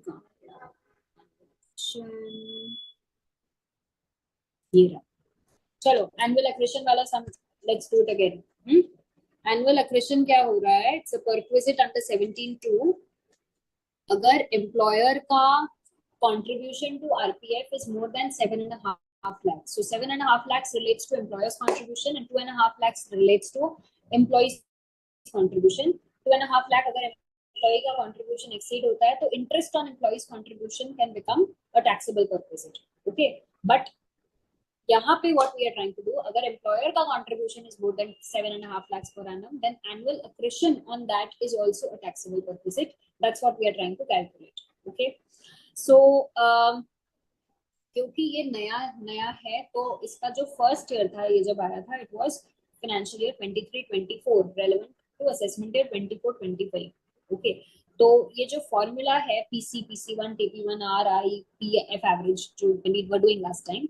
So let us again introduce ourselves with the terms. What do each of them mean? Then we will put them into a formula to find out the perquisite value of accretion. So this question will have two parts. Find out perquisite value of employer's contribution. That is very simple, because anything more than 7.5 lakhs, the excess will be taxable as employer's contribution. ठीक है, ये जो सारा formula है, this is about calculating the perquisite value of accretion. So that second part will have all this drama. Even if you do not remember it, if you can't do it, if you don't have time, please attempt the first part where you will be asked only to find the taxable value of employer's contribution. Just deduct 7.5 lakhs and find the excess amount as taxable. Okay, at least attempt that. Then this one you attempt if you remember the formula and if you have time. Okay, so here PC is employer's contribution more than 7.5 lakhs to RPF. Excess employer's contribution during the relevant year. ठीक है? अच्छा. PC1 is employer's contribution in the earlier year. In the earlier 3 years. Employer's contribution in the excess employer's contribution in the earlier 3 years. Okay. TP1 is taxable perquisite. TP1 is taxable perquisite. अभी क्या हो रहा है कि for financial year 23-24 तो वो तो base year है, so there is no TP1, but for financial year 24-25 जो कि आपका ईयर है, okay, which is the relevant year for you, उसके लिए बेस ईयर है, उसके लिए लास्ट ईयर है 23-24. ठीक है, तो TP1 फॉर योर ईयर और FY 24-25 will have some value. It will be the taxable perquisite for FY 23-24. So when you are calculating taxable perquisite for FY 24-25, TP1 would mean taxable perquisite for FY 23-24. That means for the last year. Okay? But when you are calculating taxable perquisite for FY 23-24, so that you can use it in this sum, at that time, TP1 for that year would be 0 because there is no other base year. Okay? फिर R is equal to I by F average. R is equal to I by F average. I मतलब R is मतलब rate of interest और I is interest और F average is balance जिसके ऊपर rate calculated है. ठीक है, तो I is equal to closing RPF balance minus employer and employees contributions during the year minus opening RPF balance. So that is equal to interest. ठीक है ना? If you have to determine the schedule, मतलब opening balance plus employer contribution plus employee contribution less closing balance, then rather add interest, and that should give you closing balance. So in a similar way, if I have to find out interest, then I will start from closing balance and deduct opening balance, deduct employer's contribution, deduct employee's contribution, and I find interest. So it's a very logical way of calculating interest actually. Okay, and F average is average balance in the provident fund. So that is closing balance plus opening balance divided by 2. That is average balance, which is also a very basic thing, right? So if I have to find out R rate of interest as I by F average, then I can easily calculate. So you calculate that and you keep it aside. R is clear to you. Now PC is contribution, contribution. The C1 is excess contribution in the earlier years, and TP1 is taxable perquisite in the earlier year. All right. When you put all of them in a formula, then the perquisite value of annual accretion in assessment year 25-26 is PC by 2, मतलब excess employer's contribution divided by 2 plus PC1 plus TP1. That means excess employer's contribution in the last 3 years plus taxable perquisite in the last year of taxable perquisite of this accretion in the last year. Both of these things divided into R. R is I by F average. Okay? So this PC by 2, excess employer's contribution during the year divided by 2 plus PC1 plus TP1 into R. PC1 and this PC by 2 will also be multiplied by R because PC by 2 is actually a balance. If you multiply by the rate of interest only, then will you get the accretion. Na? So you are trying to find out accretion means in a way you are trying to find out return on excess employees contribution, return or interest. That's what you're trying to find out. So PC by 2 into R will give you on accretion on excess contribution of this year, and PC1 plus TP1 into R will give you the accretion on balance up to this year. Okay, so that will total give you interest or accretion on excess employer's contribution. Okay, PC by 2 into R is the accretion on excess employer's contribution in this year, and when you do PC1 plus TP1 into R, that actually denotes the accretion on excess contributions in the last year, and that total will give you total accretion on excess employer's contribution taxable in this year. That is how the formula is made. These are the terms used. This is how they are defined, and you have to just plot them. So actually, it is difficult to maybe understand this as a logic or to remember the formula, but once you know it, you have to just apply those in the formula and find out the solution. So to that extent, it will be simple. Okay. All right.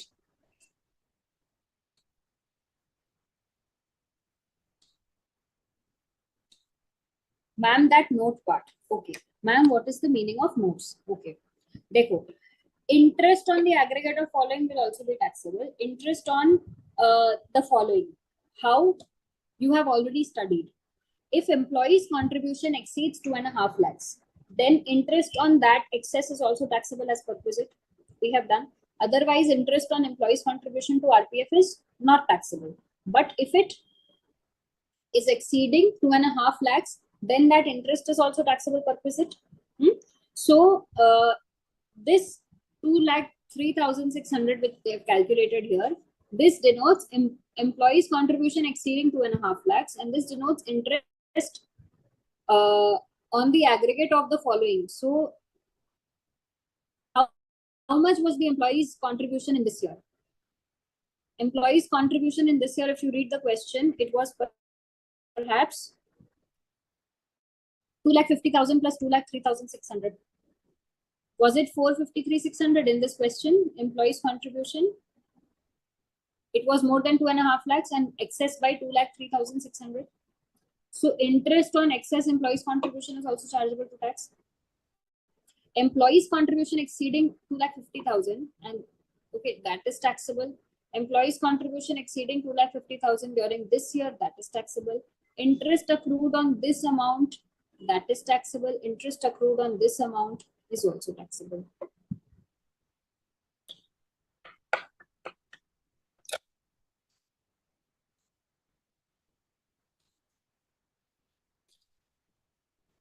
Okay, we are at the top of the hour. This when you solve this sum now, once you solve it by hand, reading all the facts, you will be able to and then compare with the solution. This kind of sum will not have too many variations. Once you solve this, it will be with you. And similar kind of sum, if it comes, similar kind of sum will come, and you will have to directly apply it. Ma'am, specified employee salary calculation. Specified employee.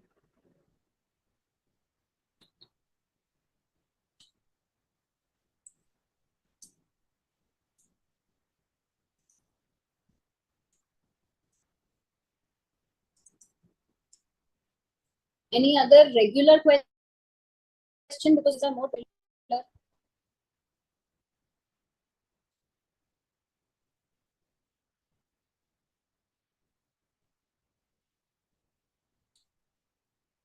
Regular question.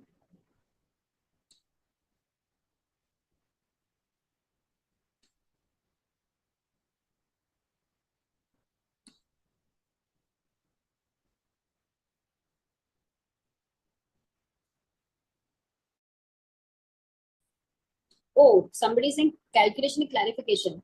वो per annum है, वो taxable salary है. For specified employee, the 50,000 limit is on taxable salary. So taxable salary you do not calculate monthly, na? You calculate it in per annum concept only. So it is taxable salary. Okay. So वो तो easily cross हो ही जाता है. 50,000 taxable salary easily crossed. Ma'am, in module not mentioned per annum per month. That's what I'm saying. In module it is mentioned as income chargeable under the head salary. So taxable salary is per annum, not basic salary or something that you do monthly. Okay. All right. Any other questions from your homework questions or whatever from the earlier classes?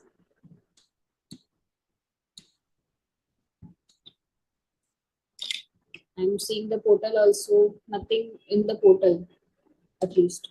So whatever is in the chat box so far, I've answered. If you found that I have not answered any specific question, please put it again. So I hope you all have understood more or less salaries.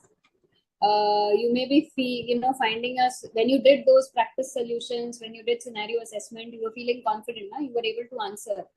You were able to answer all of them. So mostly that kind of question is only popular in the exams. All these questions have been taken from your salaries module, salary study material, and also from case scenario booklet, from model test papers, revision test papers. So they are all, it's a comprehensive coverage.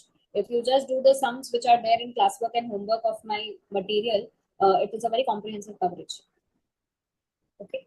I'm going to upload the updated version of this by tomorrow. and you can then take it. Or maybe by Saturday, I'll be able to upload it. You can then download and then you can refer to it. Till then, you try to do the homework without referring to the solution. Okay, and for solutions, you refer to the Saturday material which I upload. It will be updated with the pay scale example also, and then you download and you save that. Okay. So students, I guess your salary, you have understood your salary chapter completely, because as ma'am said, no one has any query. If you have any query, just please ask whatever the query related to that chapter only, because we are dealing with that chapter. Apart from that, you can also ask to the BOS mobile app, so we can answer. In the salary chapter, if you have any doubt for any computation, any problem, or any provision which is not clear to you, you may ask.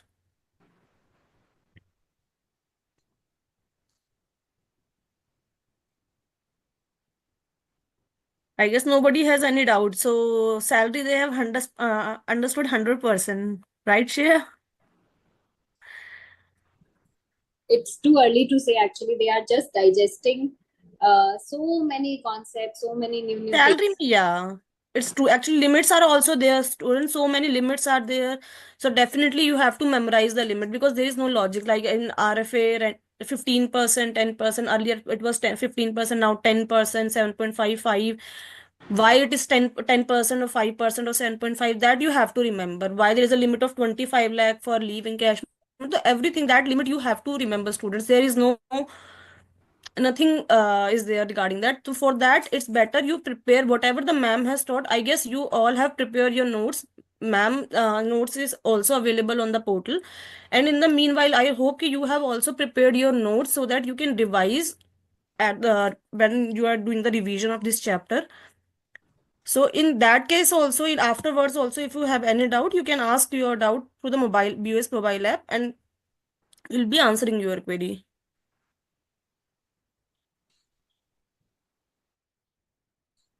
So student, just leave your feedback also after this class, and in the next class we will be starting income from house property.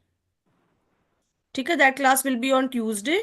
So we will start your next head, your second head of income, that is income from house property.